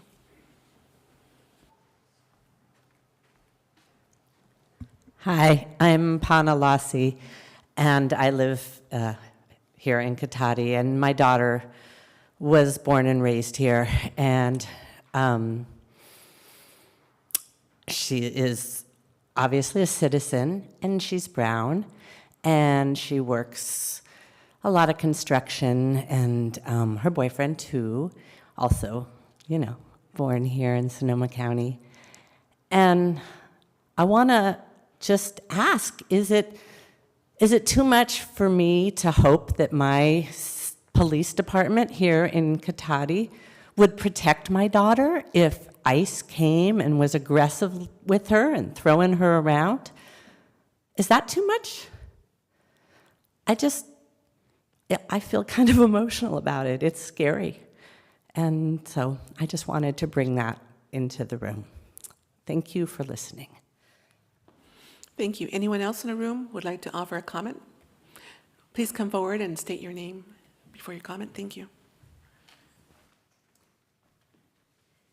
Hi, my name is Lori Ann Barber, and I live in Cotati, and I want to appreciate this joint meeting and the opportunity to make a comment, and I want to also appreciate the people that spoke before me. I would second many of those comments, particularly Adrian's. So I'm not sure that I have a lot additional to add, but I want to say that I would hope that everyone can feel safe in Cotati, that the staff, the residents, the police would all be working together to keep us all safe, that the police would be encouraged not to cooperate specifically with federal agents, to focus on their own jobs and protecting the citizens of Cotati. I think it could be really valuable if there was some kind of alert system that the city had to let residents know if federal agents are in the area, and to emphasize that the ICE or other federal agents should not be allowed to use Cotati public facilities. So I think those are the main points I wanted to make. I'm grateful to be a citizen of Cotati and have you all working for me and to be able to speak. Thank you. Okay, thank you. Is there anyone else in the room that would like to make a comment on this topic today? Go ahead and come forward and state your name before you comment. Thank you.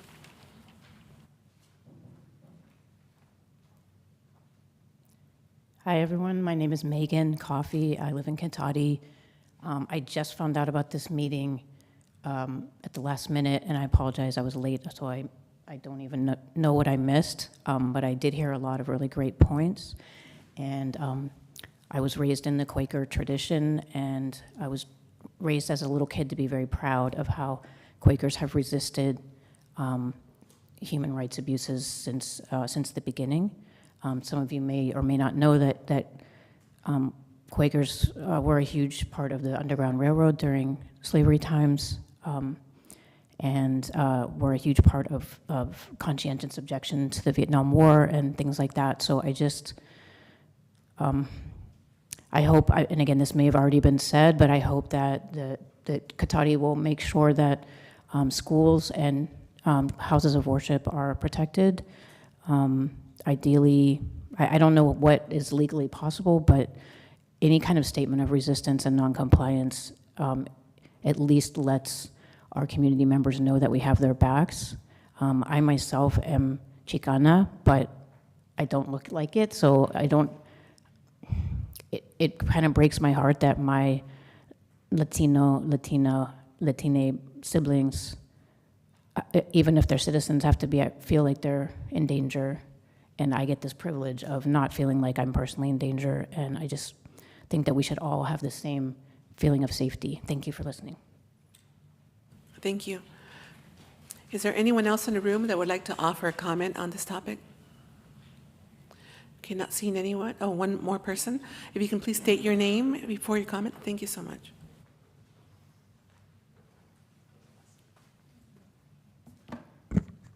My name is David Ergo, and I live in Cotati.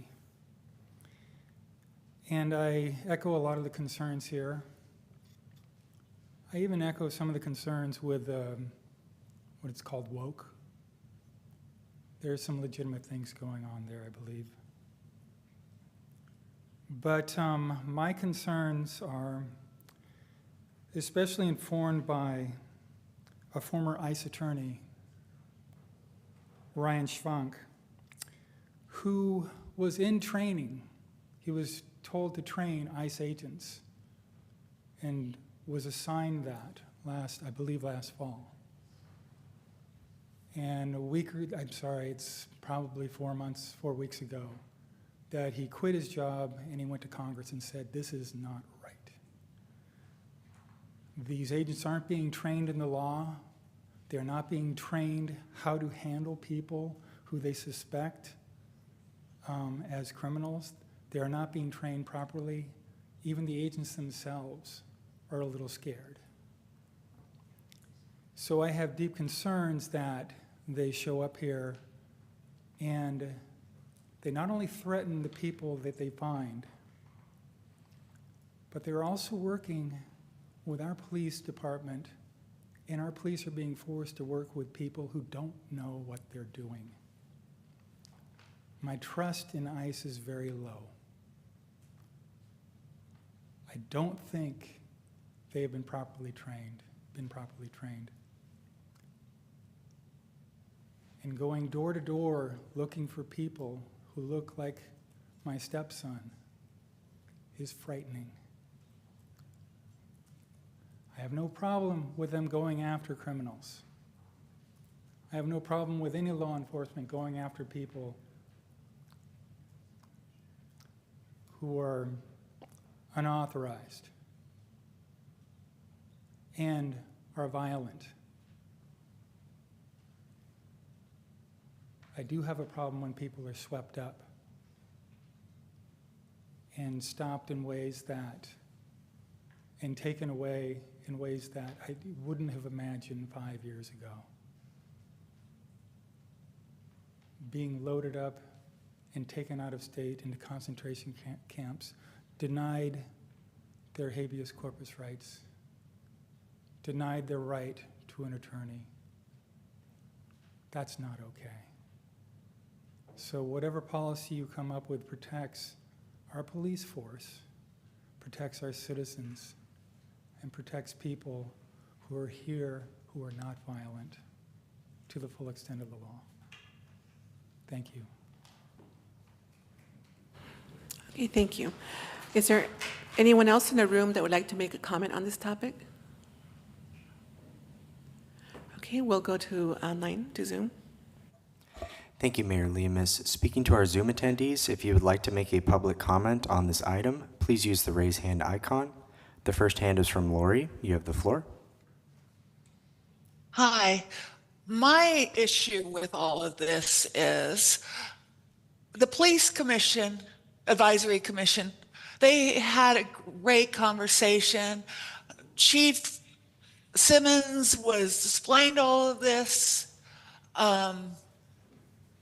And the emphasis was the Police Advisory Commission was more concerned with local issues. Why are we spending so much money to have this meeting when people didn't even attend the Police Commission? That's where this could all come up, and found out what steps have been done. And Ben Ford puts it on keeps doing you can't keep catering to these groups and ignore the needs of the rest of the city. We don't have senior citizens. We don't have anything. It's 91 pages of Damien's agenda packet for this meeting. At $100 an hour, you've got the attorney probably making $200 an hour.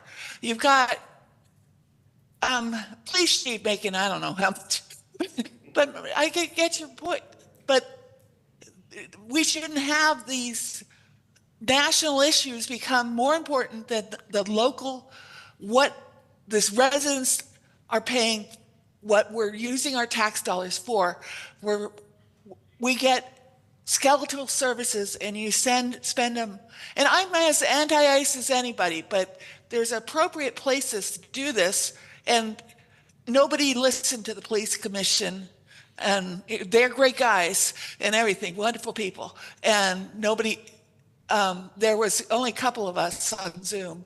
And now you've got all these people here spouting off, and it's all for politics. Santa Rosa's doing it, so we got to do it. And it's not, this is not a right use of our public tax dollars. Thank you.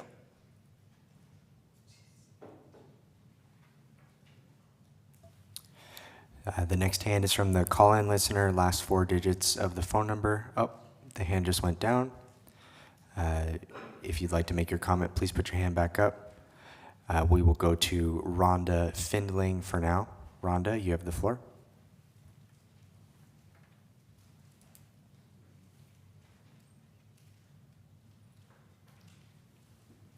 Rhonda, are you able to unmute your microphone and give your comment? Thank you. Sorry. Thank you for letting me speak. I'm also a member of Ner Shalom, and I very much support a local ordinance protecting the local community from any ICE incursion. I think it is very much a local issue everywhere in this country. As a daughter of Holocaust survivor who grew up in Nazi Germany, what we're seeing here in our country is very much what I grew up hearing about. And it's frightening, and it is affecting everyone. And there are people living in utter terror right now in every one of our communities in this county.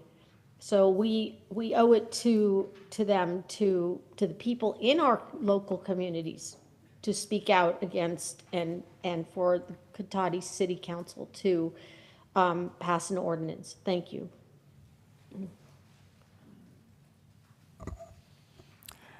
Okay, looks like the hand is back up. Caller, last four digits, 8409. You have the floor. Hello again. I'd just like to say that you're not running this meeting appropriately. The public comment section is not for the regular agenda item, which is what you've been taking comment on. Also, Mr. Ford, attending as a teleconferencing person, there are certain regulations now within the Brown Act that you have to go through as a council to approve Mr. Ford attending as a teleconferencing participant. I'm surprised you don't know the Brown Act. If I have to get the code to send it to you, I guess I can do that. Maybe your legal counsel can, she might know the Brown Act, but I doubt it's a fairly new section on teleconferencing. It takes up quite a bit of the Brown Act. And I'm going to save my other comments on the agenda item for the agenda item. Thank you very much.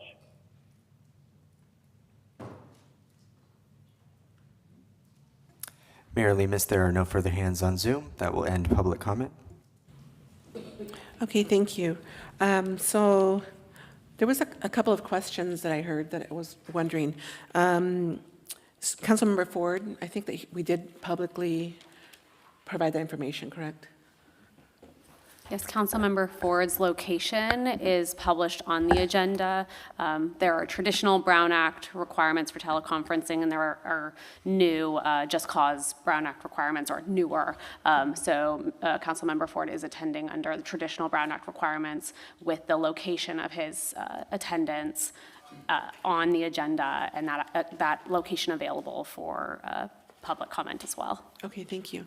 And then one other comment that I heard, maybe will be addressed during the presentation around ALPR, or is that separate? I would recommend that we just go through the presentation, and then I think that'll probably, I'm sure it'll come up in the course of the conversation, yeah. Okay, thank you. Yeah. Okay, so now we'll go to the regular agenda item, which is a summary of local government policies to address community safety during immigration enforcement actions and recommendations for local policies.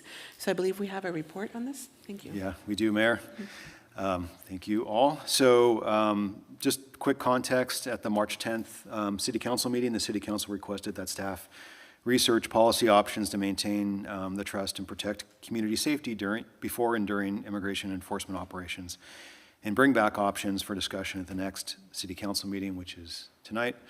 The council also at that time requested staff look at the Denver policy that was mentioned during public comment and review. If possible, the proposed ordinance by the Sanctuary Coalition of Sonoma County. I will note, though, that staff was not able to find a ordinance from the Sanctuary Coalition of Sonoma County. So we won't be talking about that tonight. But then also, finally, the City Council requested that the Community Police Advisory Committee join the City Council in a joint discussion if members were available. So that's how we have the joint meeting tonight. That's the short history of how we came to be here. So as staff was looking to put together this item, we basically started with sort of what kicked off this national conversation, which was the immigration enforcement actions that happened in Minneapolis. And then sort of we looked at that, and then we also looked nationally at some of the more higher profile. Denver was mentioned earlier, but there's also Chicago. There's some other higher profile cities that have done things. And then in different states with some slightly, with some different contexts in terms of state laws and so forth. And then finally we narrowed the context to California and the California laws that govern how we operate. And then the Bay Area, and then finally Sonoma County, and then recommendations. So I'll just run through those and hopefully not try to belabor anything too much. So everyone, I'm sure, is aware of Operation Metro Surge, which was the incident or the operation that that occurred in Minneapolis. And during and in following that, Minneapolis and the state of Minnesota took took various actions. The mayor of Minneapolis issued an executive order trying to limit use of city-owned properties such as parking lots and garages. Minneapolis PD maintained policies that they won't participate or assist with civil immigration enforcement. Although other agencies in the state of Minnesota did have something called a 287G agreement, which is like deputizing local law enforcement. I'll get into that more later. The city of Minneapolis, along with other cities in the state, sued the federal government alleging a violation of the 10th Amendment. That, of course, as all lawsuits go, that's going to be probably going on for years. And then legislative and protective measures that they took, including they've been attempting to to call Minnesota a sanctuary state, although I think at this point no legislation has been signed into law. There have been some legislative efforts to prevent immigration enforcement at what's deemed as sensitive locations, like schools, hospitals, churches, that sort of thing.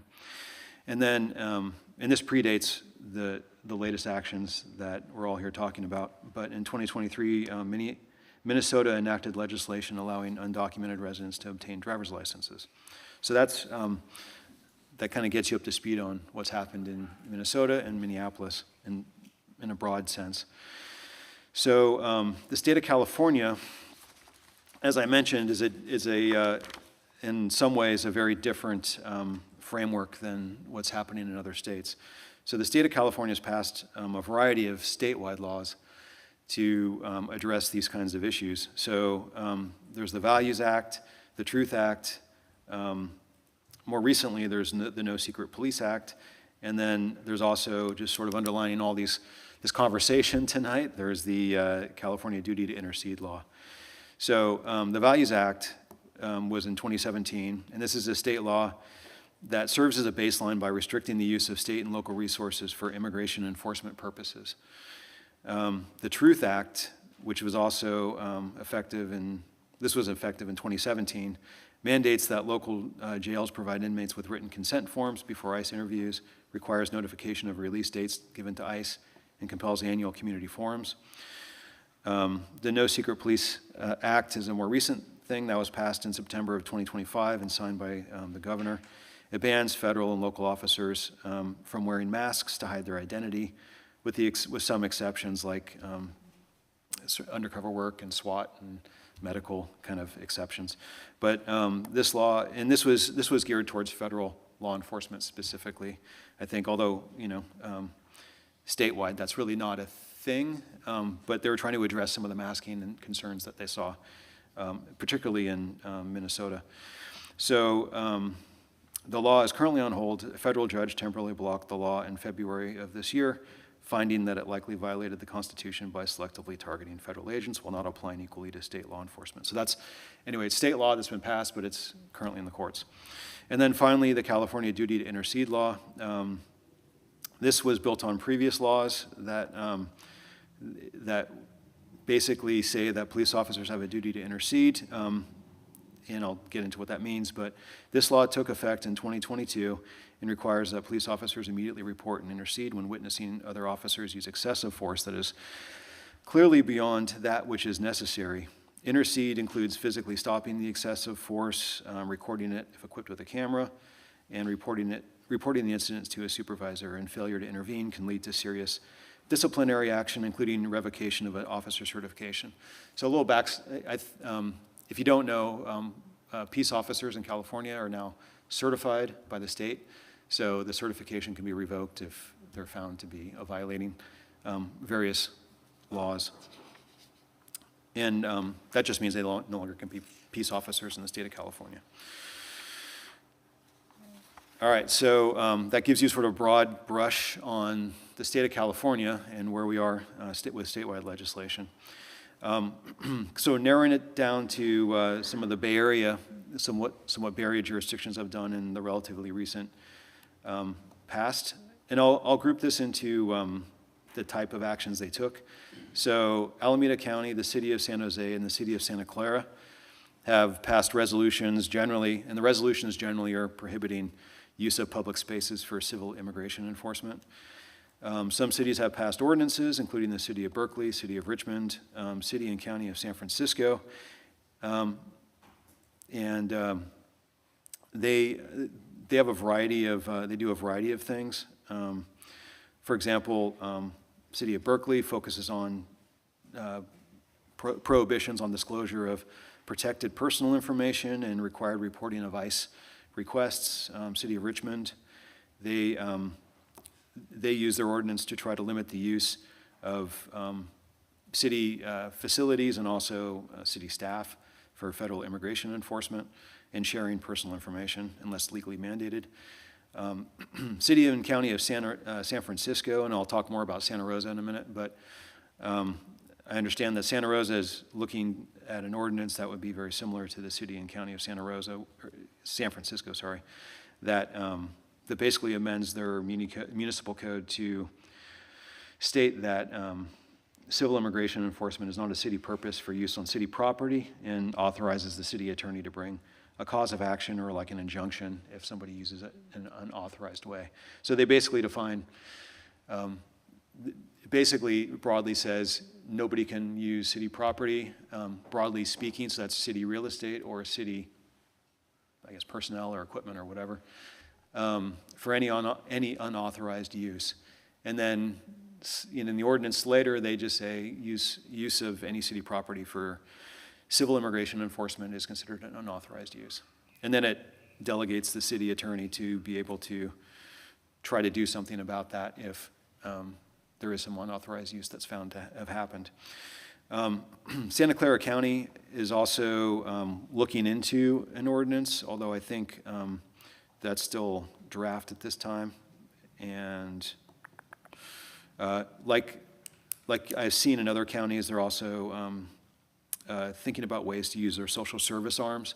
So counties do a lot of the social service provisions for counties and municipal areas within the counties. So Santa Clara County is looking at using their social service arms to try to fund things like legal defense or some nonprofits that do work in those areas. And then finally, I'll just mention executive orders. So some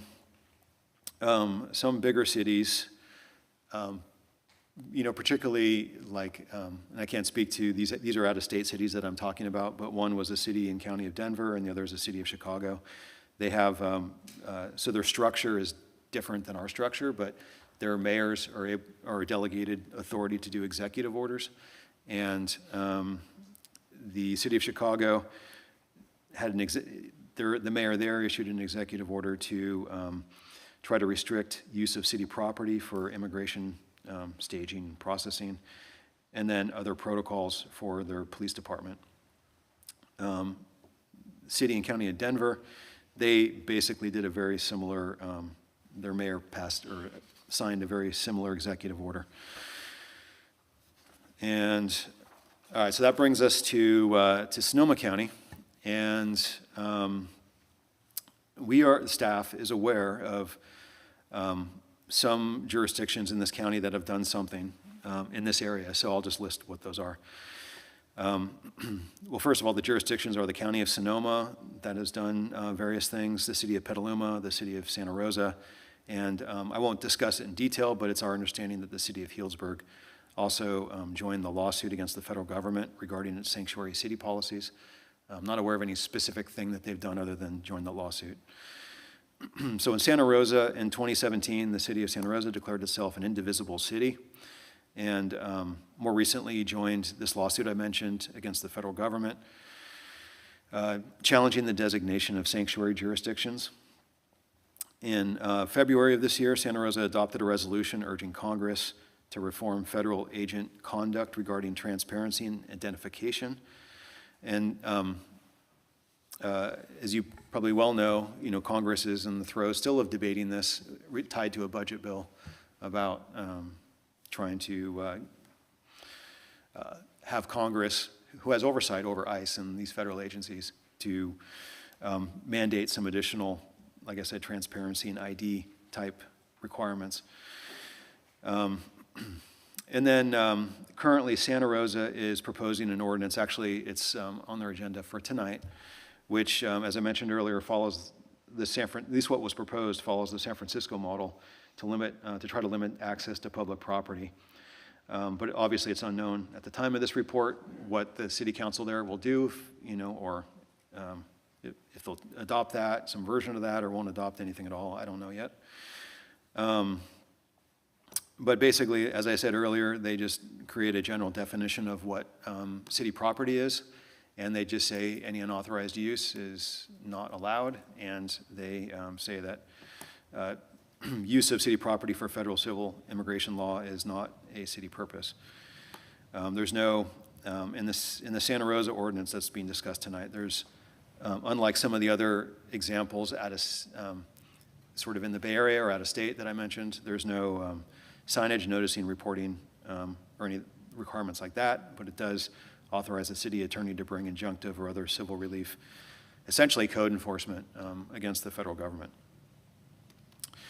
So Petaluma, they passed a resolution in 2025 supporting SB 54, which is one of the California laws I mentioned earlier, but also reaffirming police policies. They're reaffirming all their existing policies in that they would not hand over undocumented immigrants to federal authorities unless a serious crime has been committed. Basically reiterating all of their current policies and state laws. And then Petaluma did also join the lawsuit against the federal government to challenge the designation as a sanctuary jurisdiction. And as a side note, it's interesting. Apparently, after a Petaluma meeting, there was some conversation about immigration or sanctuary jurisdictions, and I understood that the federal DOJ gave them a call the next morning after the meeting, so they are watching, which was kind of surprising to me that they'd have the time to do something like that, but apparently they are. County of Sonoma. So in 2025, the County of Sonoma adopted a resolution to affirm its commitment to immigrant and civil rights. And then, so more recently, the County of Sonoma formed what they call a Supporting Immigrant Communities Ad Hoc. And this is an ad hoc committee of the Board of Supervisors. And as of the last update that I'm aware of in the end of January of this year, the ad hoc had met 8 times, and there was various things that they've been working on. So one is support for immigrant communities county-hosted website. And this is the public website that was created to provide information to community members on legal and social services. And we do, by the way, in our website, we do link to that county website, which is the aggregator of all this information. They've developed employee protocols and guidance for ICE interactions, as well as training. They've created some delineation of public and private spaces. I think this is more for staff, like in city facilities, city buildings, what are public spaces and what are private spaces. They do say that they regionally have been coordinating with the 12 other Bay Area counties. They're also, and this is the Department of Emergency Management, so they're developing a local immigration enforcement response plan. This isn't publicly available yet, but basically it focuses on what the county would do in the event of large-scale immigration enforcement events, but it's my understanding that it's primarily geared around social service response and support for affected communities. So trying to help communities recover after something like traumatic, if something like Minneapolis were to happen, or a large-scale event. They did look at, they explored an urgency ordinance around officer ID and masking, but when the state passed SB 627, they deemed that no longer needed, so that was shelved. They developed a potential policy to prohibit immigration enforcement activities on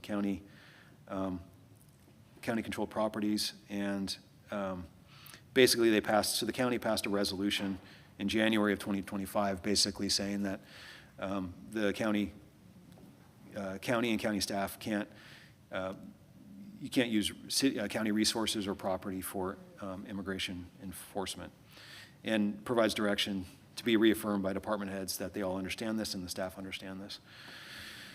There was a consideration of a non-collaboration ordinance, but there was a lack of support from the Sanctuary Coalition on an effort that would exclude the sheriff, so this initiative was shelved.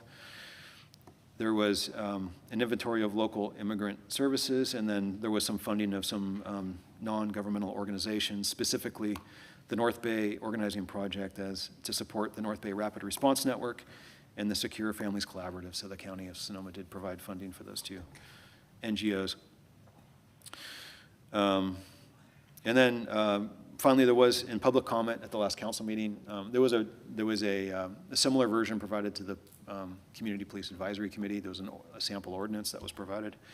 And just in short, that sample ordinance that was provided through public comment had several provisions. I'll just read through quickly, but it suggested that it mandate city employees protect sensitive personal information, prohibit the use of city property funds, personnel for immigration enforcement purposes, identify city-owned property that could potentially be used for staging areas for immigration enforcement, post signage, develop plan and training protocols for responding to federal immigration authorities and handling warrants or subpoenas, designating a immigrant affairs liaison, requiring within 6 to 12 months of adoption, the city would be required to review their policies for compliance and submit reports to the council, notification requirements that immigration authorities are present for enforcement, signs be placed in all city lobbies and waiting rooms affirming that citizenship status is not collected nor disclosed.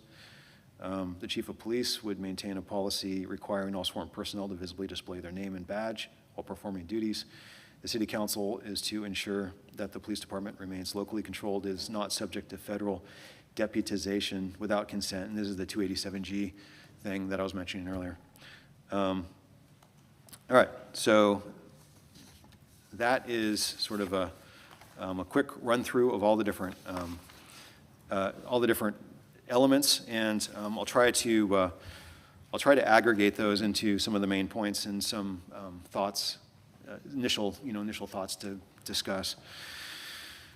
So one thing, if there were some sort of broad, non-targeted immigration sweeps, I would expect it would most likely result in local jurisdictions coordinating with the county, and it's our emergency operations area, both for communications and also to request additional resources. And it is staff's opinion, at least, that with any countywide or broader response, regional consistency in public communication and commonality of actions in response will be important to minimize confusion by both the local agencies and also the public. Not sending out mixed messages depending on which jurisdiction you happen to be in. It could be really confusing for everybody. As I mentioned earlier, the County Department of Emergency Services has recently been developing or working on an emergency, they call it a concept of operations, a CONOP, for such a scenario, which I mentioned focuses on the sort of post-event recovery assistance side of things. I've neglected to say this, but I will also point out in the packet, there is a joint letter from the police chiefs in Sonoma County, and it just reiterates everything that's true in this county and true in large part in California. But our police departments do not cooperate with federal immigration enforcement and are restricted by various state laws, including these laws I mentioned earlier, the Values Act, the Trust Act, and the Truth Act, which prohibit police from assisting or sharing information with federal agencies performing immigration enforcement. This also prohibits police in California from inquiring about the immigration status of anyone they interact with during an arrest, and I'm sure the chief could give you more background on any of this stuff if you have questions later after the presentation. All right, so in terms of grouping some of the main actions that these jurisdictions, if I could try to categorize them and condense it down, one sort of action that you see is resolutions urging Congress to do something about Customs and Border Patrol or ICE or just immigration enforcement more broadly. This was, for example, an action taken by Santa Rosa where they developed a resolution that they sent to Congress trying to encourage Congress to create some more rules about how ICE and CBP interact with the public. It doesn't, this type of action doesn't require significant dedication of city resources. Obviously, it would carry some risk, as I mentioned earlier, to raise our visibility on the federal level.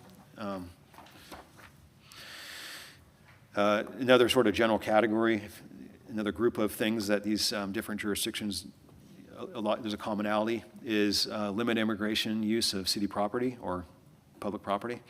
And I'll just say, as we've been discussing this internally and also with our peers, it's clear that the city can limit access to non-public areas. So locked areas such as like the back parking lot in the police station or the Public Works Corporation yard, which is fenced, any city offices, basically anywhere where the general public wouldn't go, it's easy to limit federal agencies, and restrict their ability to access those areas. Our ability to limit access to public spaces is legally debatable. So, in general, the approach taken by other jurisdictions is to post, as I mentioned earlier, signage and that type of stuff. Some even go a little further and say, we'll provide signs for private property, but private property can restrict access anyway without. They don't need to let anyone own their property. So that didn't seem to be particularly effective, but we've seen that in some jurisdictions. On public property, so if it's talking about discrete areas, like not streets and things like that, but like parking lots and that sort of area,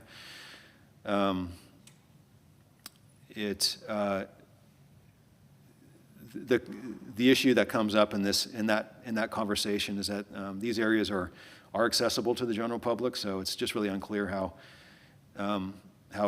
any city or county or whatever could limit immigration agents when they couldn't limit anyone else from those areas. And there's a whole lot of legal questions around how you would do that. It seems to be untested legally, and it does seem to be, at least from staff's perspective, pose a lot of problems legally.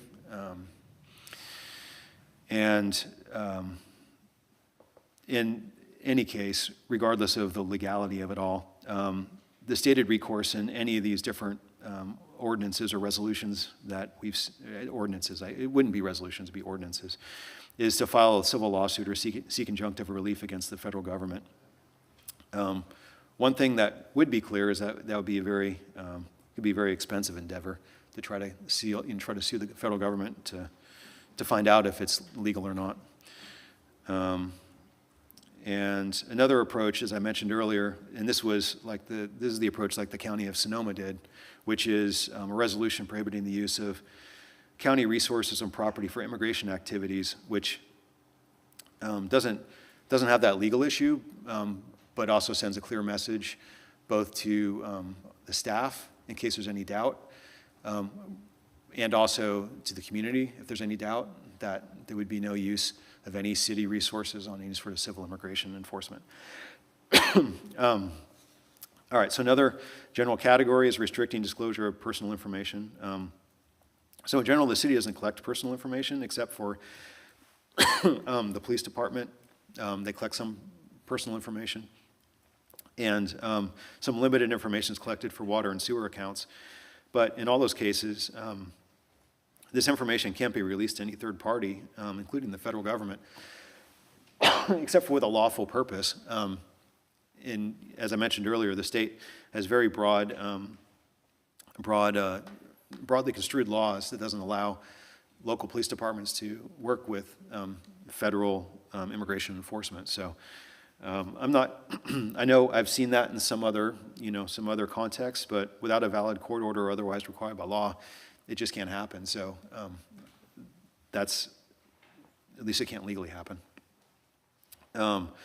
City protocols for response is another sort of general thing that I guess I'll just say that, again, the police are prohibited, from assisting federal immigration, but we do have a duty to intercede if our police witness excessive force being used.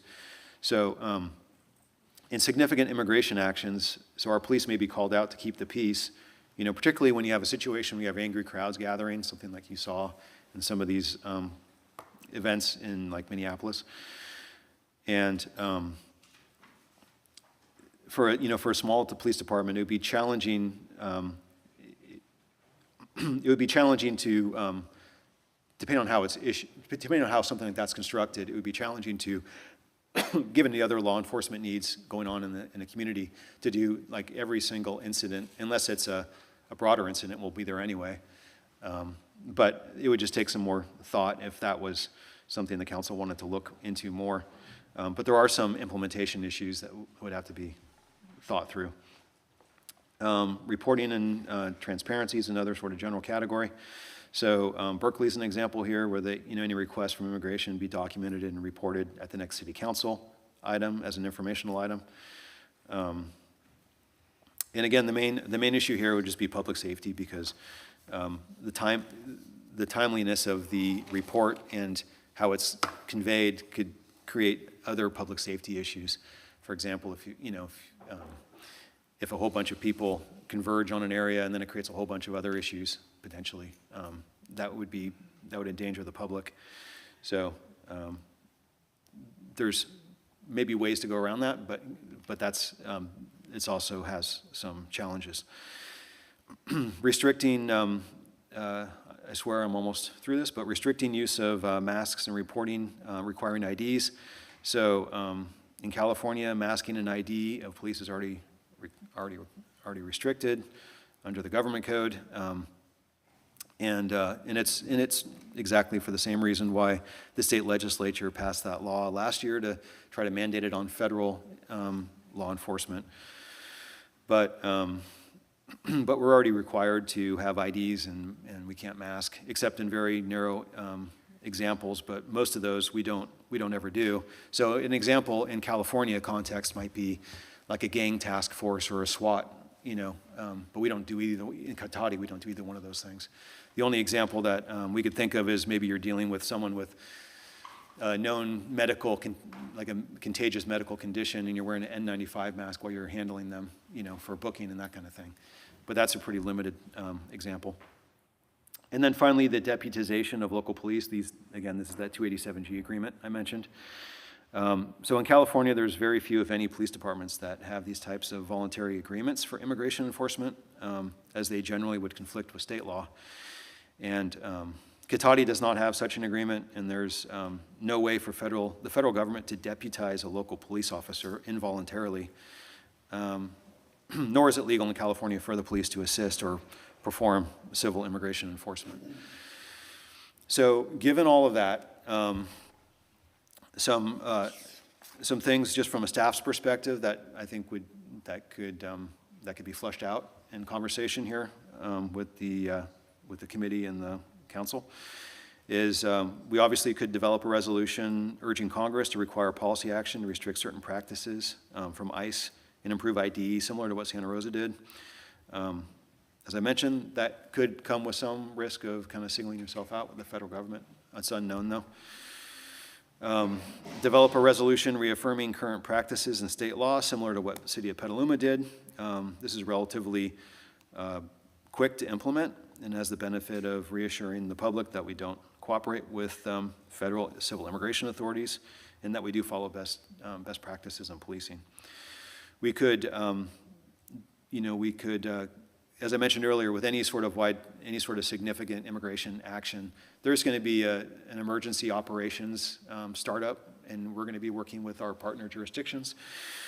So similar to what the county is working on with their emergency CONOP, we could potentially develop an operational response that would get into more of a granular detail, like how would we respond to different scenarios if a significant enforcement action happens, and to make sure it's aligned and complementary with the county. And I'm not aware of any other jurisdiction in the county that's working on something, but at least we could be aligned with what the county's saying that they would do. And then similar to the county of Sonoma, we could also potentially adopt a resolution prohibiting the use of city resources and property for immigration activities with direction that this is reaffirmed with all department heads to ensure that the city council expectations are clearly conveyed to staff.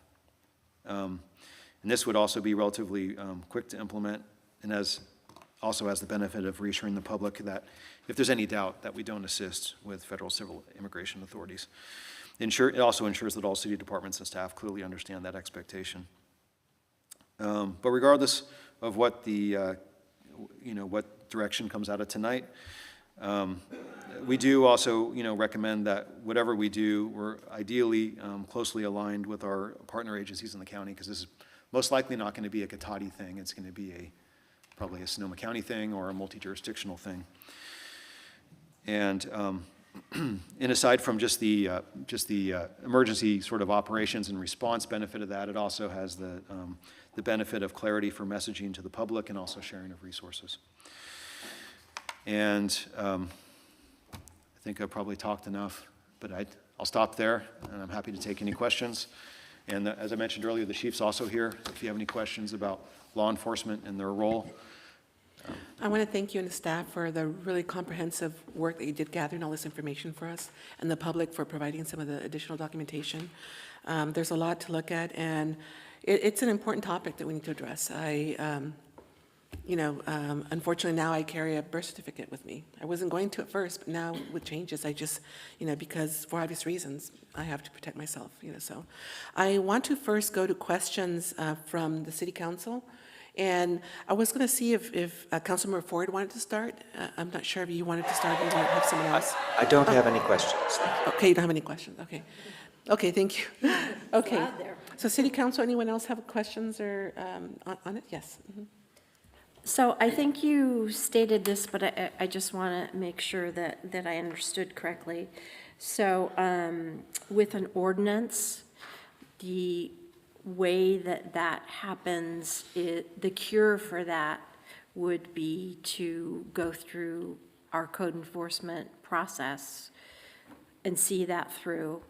And what I don't see in here anywhere is any possible costs associated with, as was explained, suing the federal government. I can touch on that just briefly. So the way that a number of these other jurisdictions who are adopting ordinances that essentially authorize enforcement against any violations of that ordinance, most of these ordinances are granting the city attorney authority to enforce the ordinance, which, as Damien mentioned, would look like going to court to seek an injunction. When a code enforcement case comes up, we don't generally go out and actually stop the immediate action. It usually involves going to court. Those costs can't necessarily be quantified. It depends on the matter, but due to the significant costs that generally come with going to court to enforce a violation of the city's municipal code, it can be substantial, and so such action would likely entail the city attorney's office coming to council to seek authority, spending authority, essentially. At this time, we don't have kind of an estimate of costs for each action. I'm not sure if we'd be able to really quantify that, but we can attempt to if that's the direction that council and the commission kind of ask us to explore. I would caution that oftentimes injunctions can lead to longer litigation. It's not as if it's a kind of one-time matter. The city then could be faced with potential challenge from the federal government for its enforcement action, and consideration of the untested nature of these local ordinances. It's at this point, it is not clear that enforcement is explicitly authorized under existing case law. That's certainly something I imagine that some of these cities are going to be exploring shortly. I'm not aware of any enforcement up to this point of these ordinances. And I will say, it gets into a lot of, as Ali had mentioned, there's a lot of legal questions around this. So It certainly could be, it could be construed potentially as, inhibiting law enforcement, federal law enforcement action. And they could prevail in that sense. They could potentially, it's unclear if, from a First Amendment standpoint, if the federal government has free speech rights like a general First Amendment claim would have. So, for example, when we do any sort of events in the public space, there's all sorts of objectionable groups out there that the community doesn't want to see, come to, public parks or public parking lots or wherever, and you can't just exclude certain groups and allow others. So that would be the First Amendment claim. And then there's the supremacy issues around the federal government's role in immigration versus local jurisdiction. So there's a lot of, that's basically the nutshell of the concern, is that it's not at all clear that we'd prevail, and it would probably take a lot of time and a lot of city resources to try to find that out. So that was the hesitancy and the concern. And along with that, what is a typical timeline to even get something like that to even be looked at should you file something like that? I mean, it might be well past, its pertinence at that point. Yeah, I mean, injunctions can, if urgent, can be obtained quickly by a court. But to your point, sometimes these actions are momentary. They take a few hours where, let's say immigration and customs enforcement comes on to utilize city property they set up kind of camp to move forward with enforcement in a city parking lot. That might only be the case for a couple of hours by the time we get things together to go to court to seek an injunction to prevent that conduct. The time has passed. So I do anticipate that a lot of these ordinances that are being adopted that haven't been enforced yet, the likely lack of enforcement is either because ICE has not appeared or they have not really had the opportunity to seek enforcement. Thank you. Any other questions? On some of the points that you talked about, particularly around urging Congress to do something, that revolved around reform. And was there also training mentioned in, I think I saw that in Santa Rosa's as well, training? Yeah, it was a variety of issues that they felt were deficient from the agency. That was brought up, and that's a very important issue. On the limited use of city property, you mentioned property that's inaccessible is obviously easier to control than accessible property. Was there any comments around signage? I think you mentioned public, we couldn't do anything about public or private property, but I think there were some comments from a speaker about providing signs that private owners could display. And while it kind of reaffirms what's already out there, I think that could be something that could give, some comfort to people at least seeing that being reaffirmed. And then personal information, only really the police are getting that. Is this kind of lumped in with the automatic license plates readers? Is that kind of in that whole type of information as well? Or is that a whole different subject? I think it's a different subject. Okay. I mean, because it's not personally identifiable information, really. It's just a plate number. I saw some of the ordinances specifically spoke to judicial warrants versus ICE-issued warrants. And is that something that's already covered in a state law, or would that be beneficial to put into one of these buckets? Yeah, so basically, the way, there's two ways that we look at that. So there's these administrative orders that are being issued by ICE to do immigration enforcement, right? Then there's actual judicial warrants that are being signed for like criminal charges, arrest warrants, for example, right? And so take ICE out of it, take the names out of it.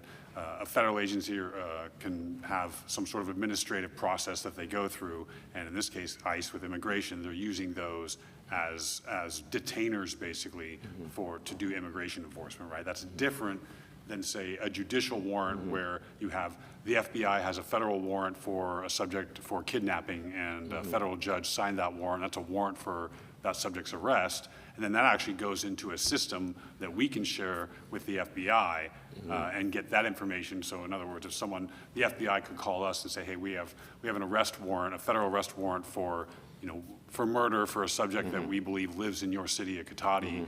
And then, can you help us out in terms of, we're going to be issuing a search warrant and an arrest warrant, and we're going to be hitting the house, and can you guys provide traffic control for the area to close down for public safety reasons? That would be, an example where potentially a local agency would work with a federal agency, right? But that's different than this whole other immigration enforcement conversation, right? So I think that distinction is very important to make, where there are times when a local agency may interact with a federal agency, but those are during criminal arrest procedures associated with signed warrants by judges. And so that's, absent that, then, the devil's in the details. So these are just kind of scenarios I'm throwing out, but those are, we wouldn't otherwise be dealing with a federal agency in any other, and really in any other example, especially here local in Cotati. Looking at this more specific to search warrants, and I understand ICE agents are signing their own search warrants as opposed to going through the process of getting a judicial search warrant after they've been denied access somewhere. So are we able to, in one of these buckets, would it be appropriate for us to require ICE agents to have judicial warrants in order to do searches and not be able to use their ICE-issued warrants? I thought I saw that in some of these documents. I don't know that, so I don't know that we as the city of Cotati or the Cotati Police Department can require a federal agency to do anything in that regard, right? So well, I thought that was in someone's ordinance, though, that we've reviewed here. Did that? There may be something that someone would like that to be the case, but I don't think that's legally the case that we would do. So the bottom line is we wouldn't involve ourselves in that anyway. So if ICE was to come into Cotati and they had, whether they had a search warrant signed by a judge or whether they had some other, nothing, basically some piece of paper that a supervisor were to sign. So we're not involving ourselves in that immigration enforcement either way, to be honest with you. So even if they have a judicial search warrant signed by a judge, we're not going to be assisting them for that immigration enforcement purpose, right? But outside of your assistance, and that's, I understand that. But there's a government code, I guess, 7284.4 that addresses this judicial warrant requirement for search. And maybe that's just something we should look at and get and not really about the police cooperation. That's not so much the angle I'm looking at it. I'm just looking at it more that, if an ICE agent shows up to search someone's house and they don't have a judicial warrant, our ordinance would say they can't search that house without a judicial warrant. Does that make sense? It does. Then it's a matter of the enforceability of that, and now we're going back into those sorts of situations. But I mean, the Fourth Amendment is the Fourth Amendment. So a judge needs to sign an actual search warrant, absent, say, probation or parole terms and some other exemptions, to enter someone's private property. For example, a piece of paper signed by an ICE supervisor saying, yeah, you can go into this house would be potentially a violation of the Fourth Amendment. And that's why, from my research, that's what I understand they're doing. They're using those instead of judicial warrants, and the layperson probably wouldn't know the difference between the two. But the conversation around what's enforceable, what do you litigate, what do you do injunctions against, I think that it's important to look at what we can reaffirm that's already, in law or in our other ordinance that would give comfort to people and call out to people what is already existing protection and thought that we have, and then add on to that, what would be appropriate from these other buckets that Damien has gone through. But I think this judicial warrant on that government code 7284.4, seeing if that would be appropriate to fit into one of the buckets might be beneficial as well. Okay. Thank you. So before I ask questions, I'll ask the commission if there's any questions on the commissions. Anyone on the commission have a question? Does anyone have a question? Sure. You turn on your... I have a question or comment dealing with something that was written by Jim Duffy, and I think all of you, did you all receive that? At the beginning, he's talking about surveillance by the federal immigration agencies, and that they have been exploiting local databases with information that municipal agencies and police departments have collected. And I was curious as to how ICE gets hold of that information, if that's, something that's done locally and is not put into regional and other databases. How do they get hold of it, and how can they, I know they would like to use it for surveillance, but how can it be kept out of their hands? I think this might be the ALPR kind of question. Is that what this is related to? Well, there's probably an element of it, I assume. Okay. Yeah, there was a very well publicized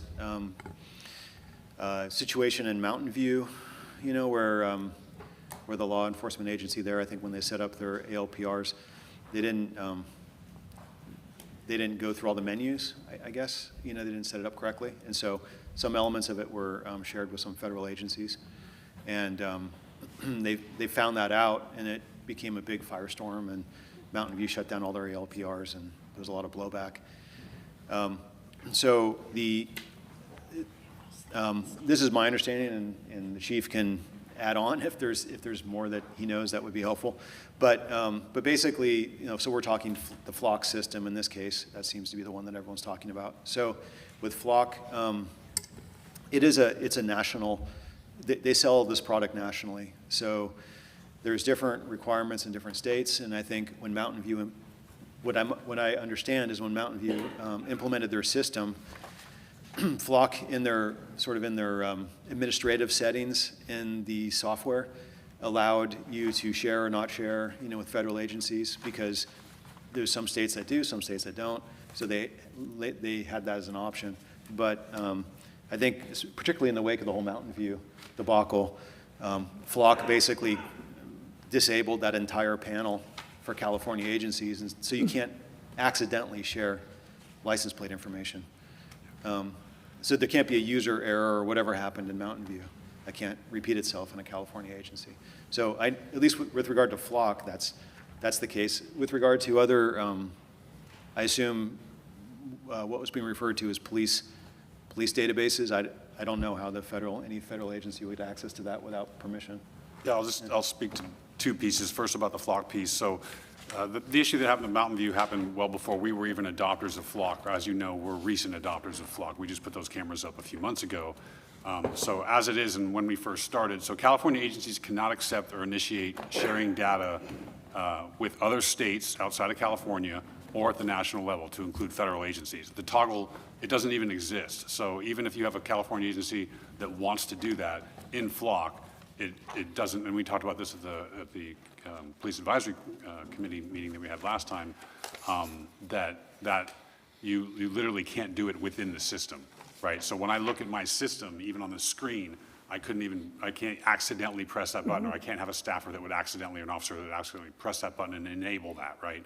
So that's kind of the basic answer for it. So in terms of ALPR data and sharing ALPR data with ICE or any other federal agency, we literally just cannot do it, and we don't do it. And so that's why it doesn't happen, right? And so, sure, could any system be hacked and some weirdness happen? I don't even pretend to know what scenario would exist in that regard. But just like any other system that a police agency has or any other agency has that they use, that system it's audited, it's logged.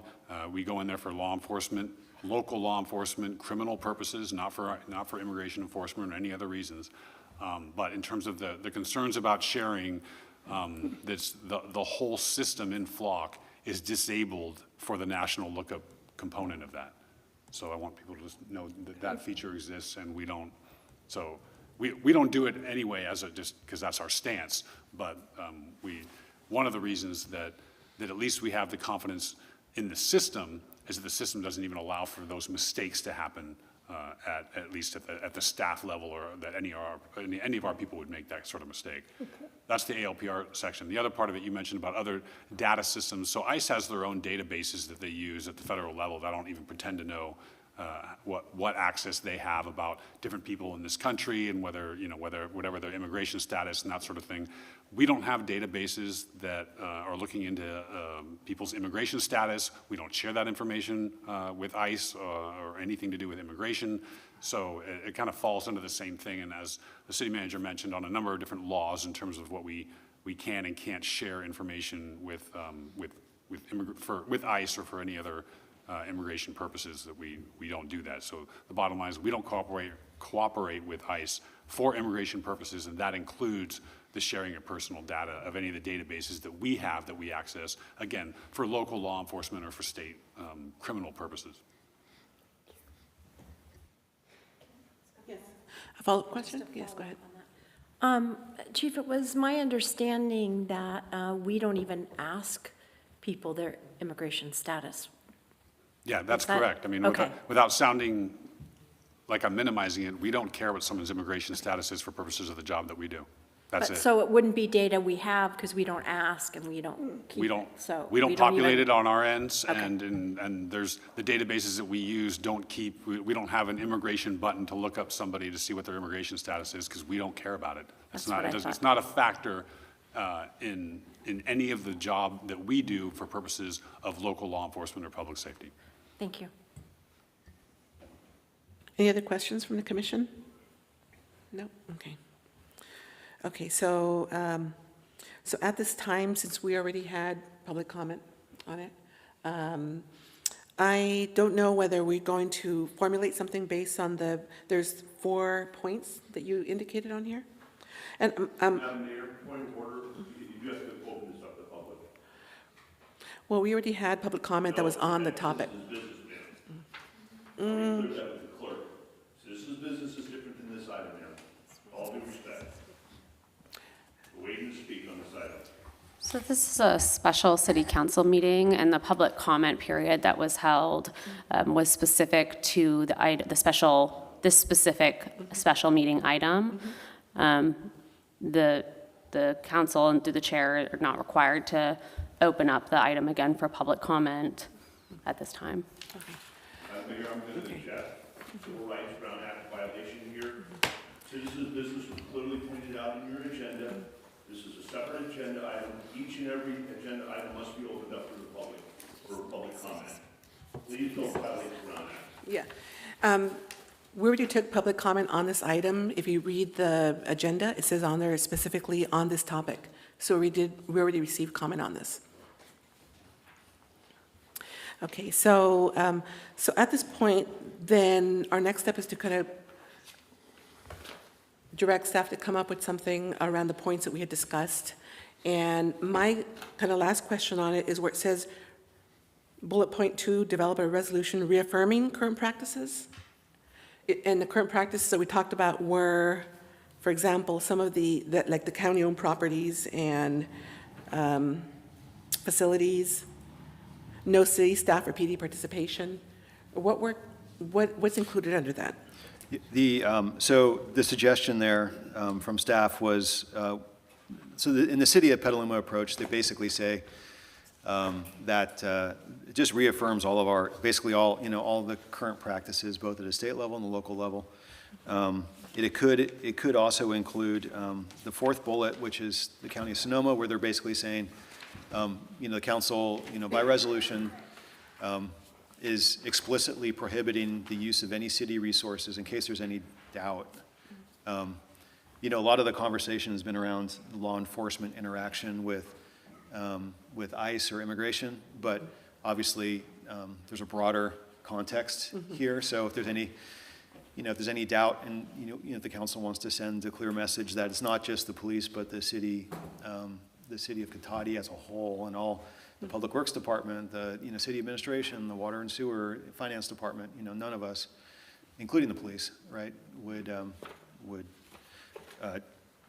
outside of what's, required by law or a court order, legally binding court order, we wouldn't be working on any sort of immigration issue. Okay. Right, so it could be two separate things, they could be a combination thing. So based on our conversation today and the information that was provided, will staff provide a resolution for us to review prior to approving it? Yeah, sorry, I didn't say that more explicitly. The idea is that after council has had, and the committee's had a chance to, formulate what they want to have brought back, then staff will bring something back for consideration. Like So a you- draft ordinance, is that? Yeah, like a draft resolution or whatever the council wants. Okay, so let's go back to questions. I have, Councilmember Ford? Thank you, Mayor. Yes, so in my mind, I'm kind of separating the conversation into two different categories. One is policies around how we as a city are going to behave in an instance, and another is sort of rules about how federal agents ought to operate when they're in our city, and those are the things that lead to, injunction applications and drawn out lawsuits and things. And given that we've seen the tactics in Minneapolis clearly ignoring the law, ignoring the Constitution, ignoring court orders, I don't have any interest in piling on more sort of attempts to control what ICE or Border Patrol are going to do. I'd rather focus on the things how we're going to respond as a city. And so I'm quite comfortable with the second and fourth bullets in the staff report, the reaffirming current practices that, to reassure people we don't participate, we don't cooperate with federal immigration efforts, and sort of extend bullet 4 to prohibit the use of city resources. But I want to talk about the third bullet a little bit, the concept of operation, some sort of operational statement about how we're going to act as a city in the instance. And I think that the council's role, as advised by the committee, has to do with policies that should guide such an operations plan. Like, it's not our job to write the specifics of a tactical plan or something like that. But I think that given that the county plan focuses primarily on after the fact operations, what the county's going to do, how the county's going to behave, I anticipate that we'll want to basically sign on to that concept once it comes out, but it is limited, it sounds, to after the fact behavior. So I'd like us to explore some relatively simple policies that take advantage of what we've learned from what's happened in some other parts of the country. So there have been, plenty of examples of the presence of local law enforcement in the Twin Cities defusing the situation and causing federal agents to back off from their unconstitutional behavior. So when a police chief stops at an illegal traffic stop and asks the federal agent what their probable cause was, that ended the stop. Similar situations like that. And there are plenty of examples. We can read it through investigative journalism, where you listen to 911 calls throughout the South, where the local police responded, as one of the public commenters said, we can't do anything, they're federal, we're not even going to come. And that clearly proved to not be a beneficial response. So I think we have some evidence that a better policy is that our police, when available, will respond to 911 calls and be present and not stay away because it's federal agents that are on scene. That's just one example of a policy that I think should govern our concept of operation for when such events happen. The only piece I came to the meeting thinking maybe we should explore basically having a local version of SB 627, the no masks policy that's currently on hold because the state wrote it poorly. We should write it better, but I do actually have faith that the state will fix SB 627 pretty quickly here. So that's not high priority. Thank you. Okay, thank you. Okay, so as far as the CONOPS and what I'd heard from Councilmember was asking the PD to kind of respond and just kind of observe. Is that similar to like where it says about not intervene, but kind of like observe and intervene? Record? I think I saw in there, observe and record, just to make sure that there's evidence, if you will. Not It's like necessarily. 80-26, the intercede, duty to intercede and record. Sure, yeah. So I think just for some clarification, showing up and recording and then this issue of interceding are kind of two different things. So the interceding was more like, for example, if we're on scene and we see an egregious use of force, that we have a duty to intercede and try to de-escalate and stop that use of force from happening, right? So that's more in that context when you hear that terminology, right? As far as showing up, if there's a major immigration event or an ICE event, we're going to be there to keep the peace and for public safety reasons anyway. And so we're going to have our body-worn cameras. We all have body-worn cameras. They're always going to be on. And so from a documentation and recording standpoint, that's going to happen organically anyway because that's part of our protocol, right? So I think that's just, and to the extent to which, the council wants to reaffirm that, then that's, that's fine. But just know that from an operational standpoint, that's how that would play out. Yeah. And I'll just add, I think, as a kind of a policy overlay, and that is I think what I heard was that, using the traffic stop example, that or some sort of event example, that there would be, if safe and available, there would be some interaction with the supervisor on scene to try to make sure that whether at least question them and see, that they're doing everything properly. As much as possible. Yeah. So if I heard the chief correctly, originally Councilmember Ford had asked for a CONOP for this, but what I'm hearing is the example that was put out there of observing and recording and responding and all that, that's already part of your policy. It doesn't necessarily need another policy. Did I hear that correctly? Yeah, I think when we're talking, it's already there. It's my, at least from, yeah, correct. Okay. So when it comes to, and again, we're talking about some sort of major immigration enforcement activity, because it's, again, take the name out of it, any sort of major activity that's going on in the city, our officers are going to be there anyway from a public safety and keep the peace and de-escalation standpoint anyway. Right? So whether that's an ICE event or some other protest that's going on that's turned, that people are clashing with each other, whatever that is, we're going to be there anyway.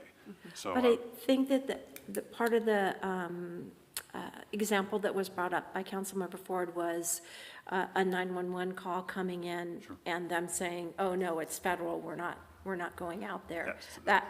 that's not our response to any 911 call that we would ever get. So I'm trying to clarify. Yeah, to distill that down, that's exactly right. So if we have a 911 call and someone calls us and they say, "Hey, this is what's going on. Can you, and we would go out and we would make contact if it ended up being, because sometimes we've had 911 calls where someone thought that ICE was there doing something and it wasn't that at all. It was someone doing a repo. It was someone, it wasn't related to ICE at all. It was just someone in a van that was sitting in a parking lot. And so, we respond to those things just because we respond to 911 calls and we go out there anyway. So, if there's an expectation that anytime that a van comes in, that we're going to follow that van around until they leave the city, then I want to manage expectations in that regard. That's probably not what we would do, right? But if we, again, absent like a 911 call or someone notifying us directly about something, then sure, we're going to go out, investigate that, and from a leadership standpoint, I want people to know that, if we become aware of any sort of activity, my first thing is going to be to reach out to that supervisor or management, if I know who that person is, related to ICE, and have some sort of contact with them. Now, whether they cooperate or not, or want to talk to me or not, whatever, but my intention is always going to be to try to initiate some sort of contact with the leadership structure that I believe is involved in that whole thing, and see what we can do to make sure that we're not, or they are not, doing what they're not supposed to do, I guess is the nice way to say that, right? So, and telling them about whatever, ordinances we may have, and whether they decide to follow those ordinances or not, and then, then we go a potentially legal route, but again, knowing who's involved, who's there, documenting that. That's what I envision our stance in being. And again, at the end of the day, my concern is about our community, our town, public safety for our folks, and making sure that the focus is on that and de-escalating any sort of situation that would otherwise turn into something that like we've seen nationally. Thank you. I think Ben has another question. Okay, Councilmember Ford, go ahead. Okay, thanks. Yeah, I appreciate the chief's desire to be collaborative and communicative and work with federal partners. And I hope that he and other chiefs in the county in their consortium, which I really appreciate, have made contact with local law enforcement that has faced some of this behavior, because they do not act like the chief is portraying it. They do not respond, they do not talk, they do not alert local law enforcement when they're coming, they don't respond to local law enforcement requests. So I feel like we're beating around the bush by talking about we're going to call them and talk to their leaders when their agents have been told they have absolute immunity, they are not subject to local laws or restraint, and they are clearly violating constitutional rights. And so I think by saying we will be there to keep the peace and protect public safety, we're not getting at the heart of the issue here, which is whom are we protecting from whom? And the police when the federal bodies like to use the words law enforcement, but they have clearly abandoned the right to use those words, and we just don't have protocols for how to interact with somebody who, under the cover of authority, is breaking federal and state laws. And I know the chief likes to cite the duty to intercede and that will come into play, but he's clear that that's in an instance where there's a clear sort of excessive use of force. In the example, for instance, where somebody calls 911 and says, somebody's beating down my door, they say they're ICE, they claim they have a warrant, but it doesn't look like the warrants that, that the local nonprofits have told me to look for. I actually want to know, what are the police going to do in that situation, and what should the city's policy be about that when federal agents are clearly violating probable cause or warrantless search laws? If I can just respond to at least a piece of that. Okay. The one concern is that, our officers are in school on federal law, right? So if the expectation is that our officers will show up and try to interpret federal law that's going on, whether that's an administrative detainer that's going on with ICE or something that's written on a federal code or some sort of federal, search warrant, like in the example that I talked about with the FBI coming with a search warrant to get somebody who has a search warrant or an arrest warrant, for example, for murder in our town. Like, my job isn't to interpret that search warrant, right? That's their search. We wouldn't be serving that search warrant. I wouldn't be trying to interpret that search warrant, right? That's a federal warrant that's issued by a federal judge for a federal agency to serve, right?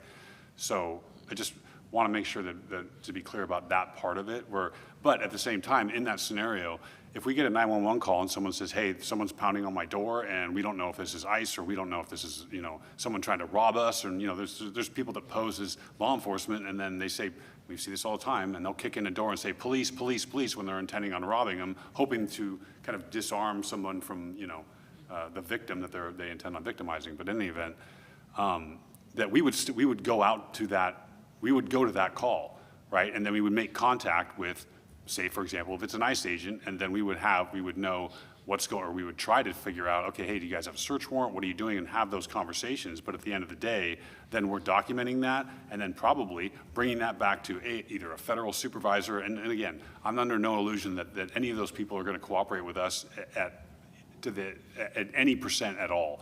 But then that's when we go back with that information, we talk to the city attorney, or we figure out if there's some sort of legal process by which to go through whereby that federal agency potentially violated the Fourth Amendment rights of that individual. So we're a conduit for that, to bring that back to potentially for some sort of suit, or bring that, put that into the system in some justice system where we're a conduit for that communication. If that answers the Councilmember Ford's question, or at least in that scenario. Yes, well, I think the situation, like the federal immigration, and the municipalities, that line is just really difficult to kind of determine. But I think collecting all the information, like the chief said, I think collecting all that information, the film from the body-worn camera, asking questions when it's a 911 call, and all that documentation. I'm not sure, but I think that given the context of that, I think it would be good to include it as a reaffirming current practice. If that's your current practice, that you will, if you get a 911 call in that situation, record the information, take all the information. I'm not sure as far as, I think that Councilmember Ford has another question. Did you have another question? Your hand up? Well, I put it up before you just said that, so if I could do thumbs up, I would have, and it would have been just, I would like to see our resolution reaffirm the reaction to 911 calls and resident distress that the chief just outlined. I'm comfortable with the response that he outlined, and I want us to say that as a city to our residents. Yes. Okay, so any comments on that, or do we have, is there any questions from staff, Damien, on that, just kind of reaffirming that information? No, not the concept. I'm just, once this conversation is done, I'll know which, besides a resolution, which sort of vehicle we want to. On that one item. Okay, Vice Mayor? Yeah. And just one more thing, because it's come up multiple times in all of this. I really want to encourage people to interact with the police department, with the Police Advisory Commission, with the council when they see and hear things. I have been to multiple of the, what do you call them, beat meetings, and they're not well attended. So, I mean, questions like this and considerations like this and things like this are things that people in the community should be engaging in. And that's really a really good place to kind of bring up some of these concerns. And I saw in some of the things that there were questions about processes and procedures. And those interactions are appreciated by our police department. And likewise, when we do the annual police report, it's really important for citizens to hear what's being done. And you spent a good hour on, kind of going through that. So while we have people here, I want to encourage people to participate in those because it's really important, not just when there's issues happening, but to be engaged more often. So I just wanted to kind of give them participation too. And also, which I'm sure that a lot of the attendees know today, that there's also organizations on the ground that are doing a lot of work right now, like Secure Families Collaborative, that's working with 19 immigrant serving organizations that are doing a lot of the work on the ground. And I know that there's been a lot of, with the federal government, San Francisco had like 28 or so immigration attorneys down to 4 immigration attorneys. So anything we can do to kind of support, maybe not from the city, but countywide and other individual support organizations such as this organization as well. Because my understanding is that out of all the detainees, 75% of the detained have no criminal record. And we agree, that criminals should be, whether documented or undocumented, taken off the streets, but 75% families, mothers, children, so this is an important topic, and I'm glad that we're having this discussion today. So, I just wanted to call out one Yes. other thing. There's a lot of comment around what people can do to be prepared for these, and it was mentioned that some of the charity services have seminars and websites with that type of information.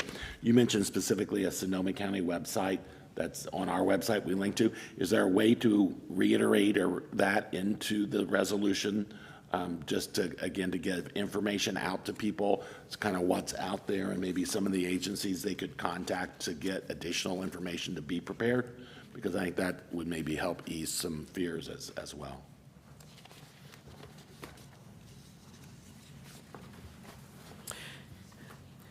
okay, so then, so we talked about all the kind of different elements, and we agreed on some of the points to include, and we gave additional information I want to include. So as far as this is a discussion with a recommendation, are we looking for a recommendation now or not until we have additional information? I think just consensus direction, not an actual, we won't be, council and the committee won't be approving anything tonight. It's just consensus direction on, and what what I've heard so far is in the recommendations, bullets 2 and 4. So the one bullet 2 being reaffirming all of our current practices. Bullet 4, just also including similar to the approach the county's taken, the county of Sonoma has taken, which is reaffirming that no city property or resources are used outside of any, lawful purpose. So, like, not for immigration enforcement, which we can't assist with in the state of California. And while there are certain things in ordinances that would require an injunction to actually, take to that next level, I think it would be good to have some of those don't do this type of things or else, even though we may not ever do the or else. I think if you just call out, that it's not something we want them to do, that will give some comfort to people.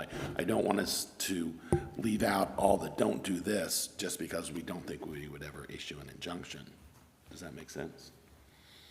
Yeah, I think in a real scenario, there's going to be probably, if it's a repeat of anything similar to what we saw certainly in Minneapolis, there'll be plenty of opportunities for both civil and criminal charges to be brought against probably different, there's a lot of different potential scenarios there that would present themselves, and we can cross that bridge when we get to it.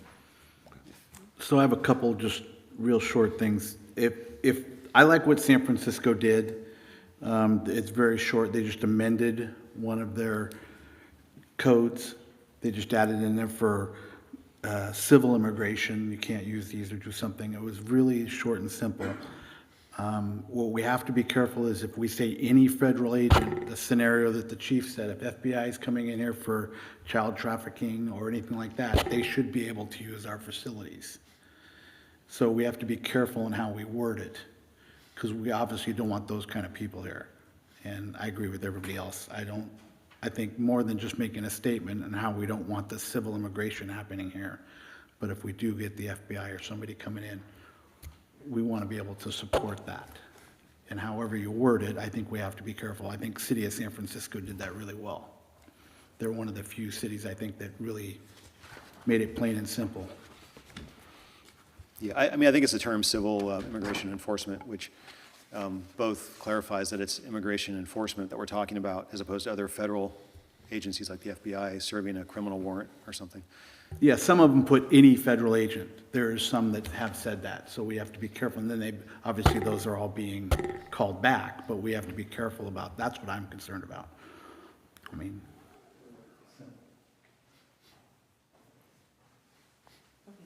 Vice Mayor?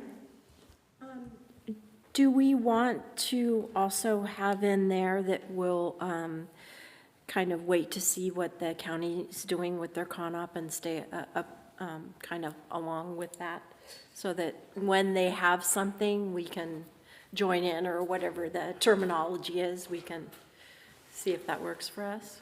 I think so, especially because there will be some maybe communication plan in there that would Yeah. be useful to the cities. Yeah, I would expect a communication plan for sure. And we would want to plug into that so that, So for that'd the be benefit of the public, that we're communicating consistently and clearly across Across the jurisdictions. region, yeah, okay. That aspect of it, I thought Yeah, might it's be important important. to have.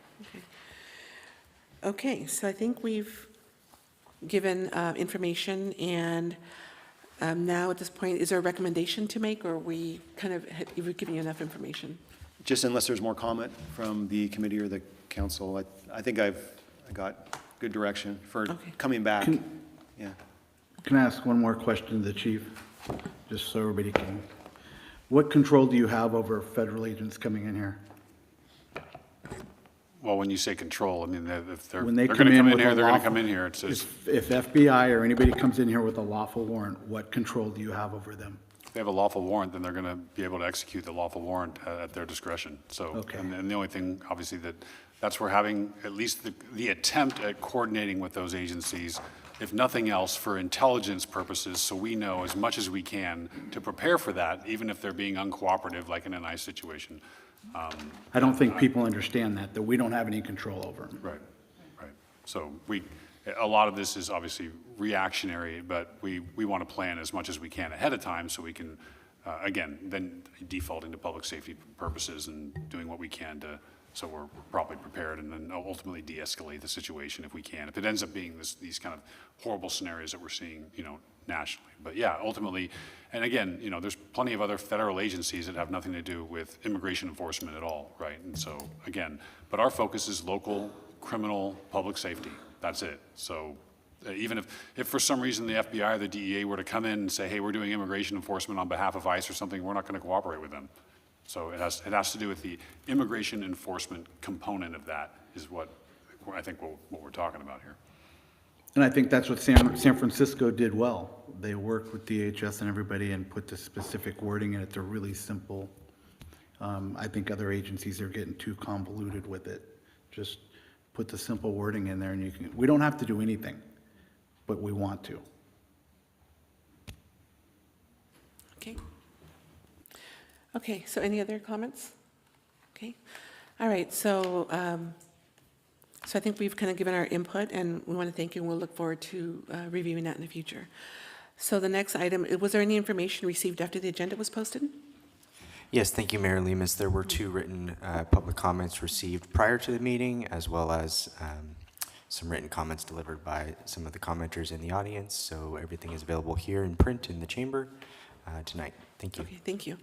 Okay, so with that, we're going to adjourn this meeting, and we're going to take 5 minutes, and then we're going to return to finish up the last meeting, the rest of the previous meeting.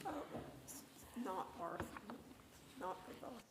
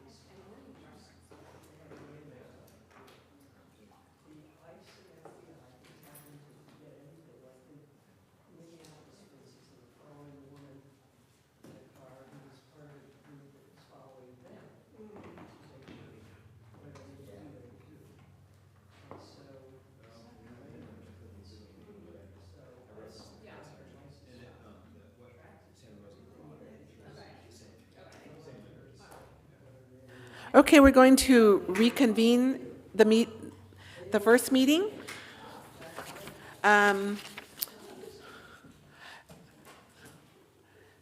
we're going to reconvene our joint meeting of the Cotati City Council, successor agency to the former Cotati Community Redevelopment Agency. So we left off on regular agenda, and we do not have an regular agenda today, right? So we continue on with land acknowledgement and the Pledge of Allegiance. Adam, item So if 7, you- you skipped over item 7, ma'am? No, Future agenda. the future agenda, we already did that already last time. We already did that. Oh, I'm sorry, my apologies. Okay.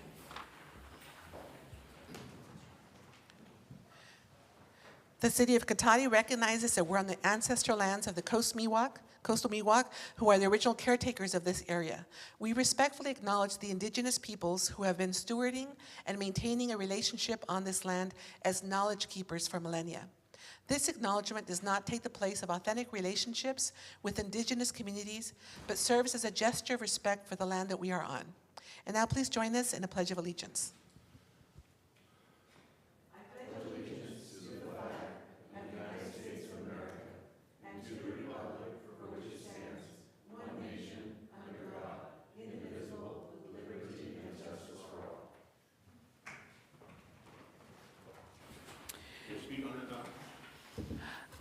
We don't have comment on this item. You always have. I've spoken on it dozens of times.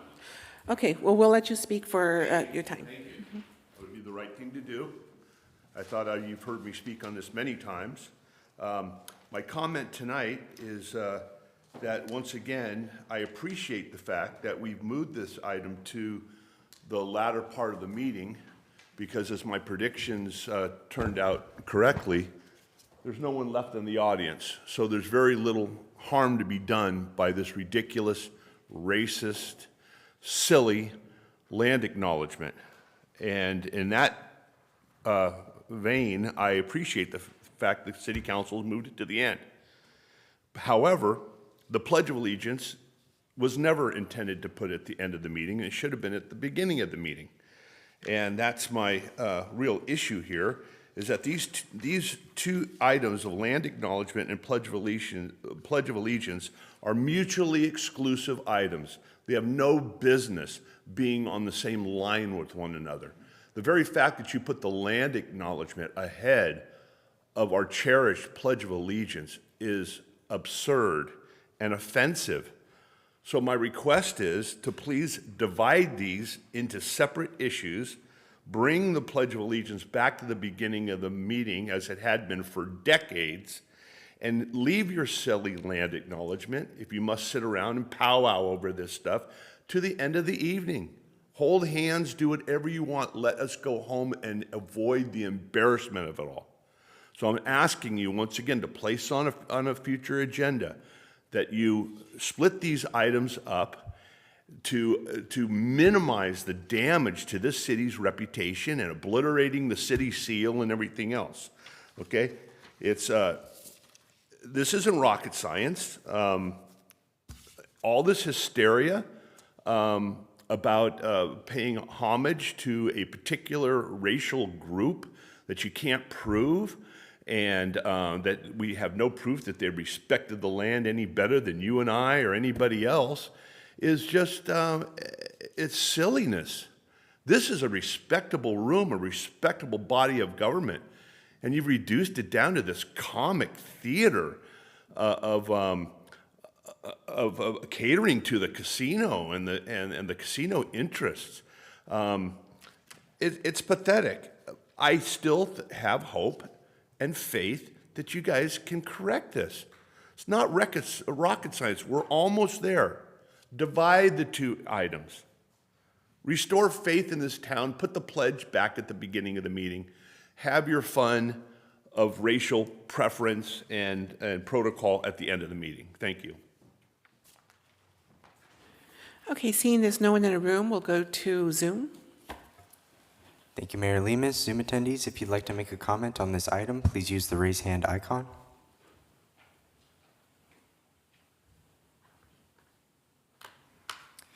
Seeing no hands, Mayor Lemus. Okay, thank you. So we're going to move on to city manager's report. Thank you, Mayor, members of the council. So just wanted to let you all know that the Laguna Pathway bids opened today. So I expect that we'll be bringing that to council at the next meeting. So probably the 14th of April. As you all know, there's a colorful flyer making its way around the room.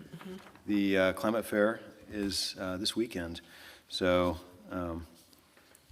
act fast and make sure you get there. It's going to be at the train depot from 10 a.m. to 2 p.m. on March 28th. So in the world of rec, we had this past weekend, we had our annual community yard sale, and it was a big success. We had almost 300 visitors throughout the event, and collected over $2,000 to benefit the recreation department and our youth scholarship fund. And it's gotten so big it takes up multiple rooms, the community center. And this coming weekend is our bunny brunch and egg hunt event, and we still do have a few tickets left for each session. Next week we'll be delivering bunnygrams throughout Cotati and at least parts of Runner Park. There's still time to sign up and send one to a loved one if you're interested.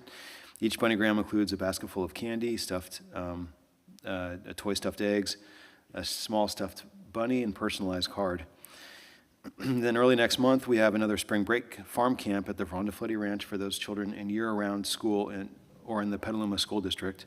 We had camp for children in the Cotati Runner Park School District last week, and continuing at the ranch will be the free compost weekend, volunteer days, and Wednesday early release enrichment classes. So all those are coming up, and a lot more. But you can find it all on the website. So I'll leave it there, but happy to answer any questions. Okay, thank you. Any questions from council? Okay, great. So now we'll move to city council reports. Anyone have a report? I attended the Sonoma County Legislative meeting last Friday, and there's about 1,800 bills again this year, which is pretty normal, I guess. They've been being reviewed for the last 30 days. They had to be in 30 days ago. So they're just getting ready to come out this week, and there's some that they're still finalizing language on. There's 3 specific that the League of Cities are sponsoring that she highlighted for us, but we'll have more information on that at the next meeting. Great, thank you. Okay, Vice Mayor? Just a couple of things on, let's see. What is this one? I'll get my dates straight here. Okay, on March 12th, I attended the Santa Rosa Plain GSA meeting, and we had a presentation on the update of the annual report, and so that's coming along quite nicely, and we will be ready to prepare it and send it off on time. So that was the most important thing there. Then I attended the Facilities Planning Committee meeting for the Sonoma Marin mosquito vector control. And so they showed us kind of their preliminary plans and things and how they're dealing with the lovely wetlands out there. That poor piece of property that they have is really a challenge to work on. So they're moving along with that. And so we kind of saw some, not only the flat versions of it, they also showed us some 3D versions of what it will look like. So that's progressing quite nicely. I attended the Zero Waste Sonoma meeting, and Damien already mentioned the Cotati Climate Ready Fair. They mentioned that there. The next day, March 29th, in the Cotati room is our repair fair. So they were doing the repair fair there in the Cotati room. So bring your broken things. Last time when they had it in Runner Park, I actually brought a lamp, and they were able to fix my lamp. So they're pretty good at fixing things. So they have a lot of different folks that kind of know how to fix things. I mean, I saw someone, they had like a toy, and they had vacuums and outdoor equipment and all kinds of things. So they're pretty talented people. So Another exciting thing for Zero Waste Sonoma is they actually, March 30th, will be moving to the new offices that we purchased out there by the airport. So the boardroom won't be ready for a couple months because they have to get that ready. But it's pretty exciting that the staff actually gets to move out of the county facilities and into their own building. So that was exciting. And then I already said the item that's going to come to us for the financing of household hazardous waste. And then today, Mr. Savage and I met with the city manager for our first ad hoc meeting on the trash contract. So that's all I have. Okay, great. Great, thank you. So on March 12th, I met with the staff at the Secure Families Collaborative and learned about their work with county and immigrant serving organizations. The same day, I went to the mayor and council members board meeting with the mayors and the county contact, Christina Rivera was there. And the topics that were discussed were the Secure Families Collaborative work with the county and the immigrant serving organizations that they work with. There's like 19 immigrant serving organizations. Also, there was an issue that was discussed with the 4 cities that are having their animal services contract issues with their animal service contractor and the next steps that they're taking. Those are Petaluma, Sebastopol, Windsor, and Cloverdale. So I imagine you've seen information on that. So some of the issues are finding a new animal shelter, and I think some contractor and some have already worked towards that direction. Another issue is that they also have an issue with transporting said animals to the shelter, which led me to call our city manager to make sure that we had a process which I understand is working well. On March 19th, I went to a homeless coordination meeting, and this meeting was with electeds that met with Human Health Services, Department of Health Services, and we reviewed the MRG report, which is a new report that's going to talk about a new concept, which is a one system of care for homeless, to look at how what the board should look like, looking at different models that will work. That information will be shared at the Homeless Coalition meeting that's tomorrow. And the goal of the report is that with the new health services leadership, there can be like a fresh start or approach to homeless support, advancing the one system of care. So there'll be more information and more public information starting tomorrow on that.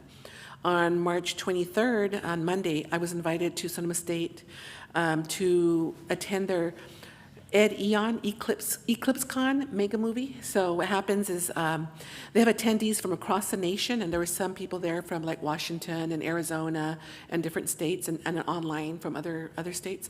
And so their agenda started on Sunday, but I joined them for a little while Monday morning to learn about their collaborative work on researching the eclipses of 2017 and 2024.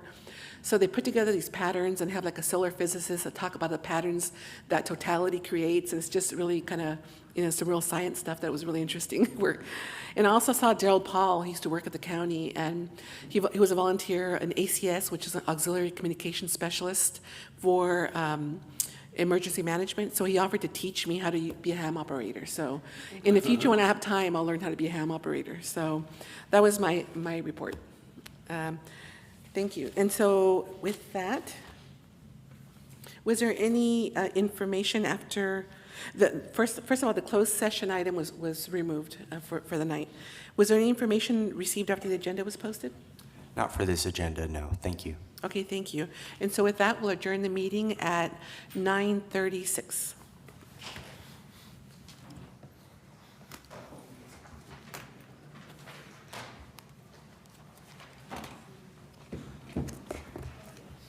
I like your peppiness. I like your peppiness.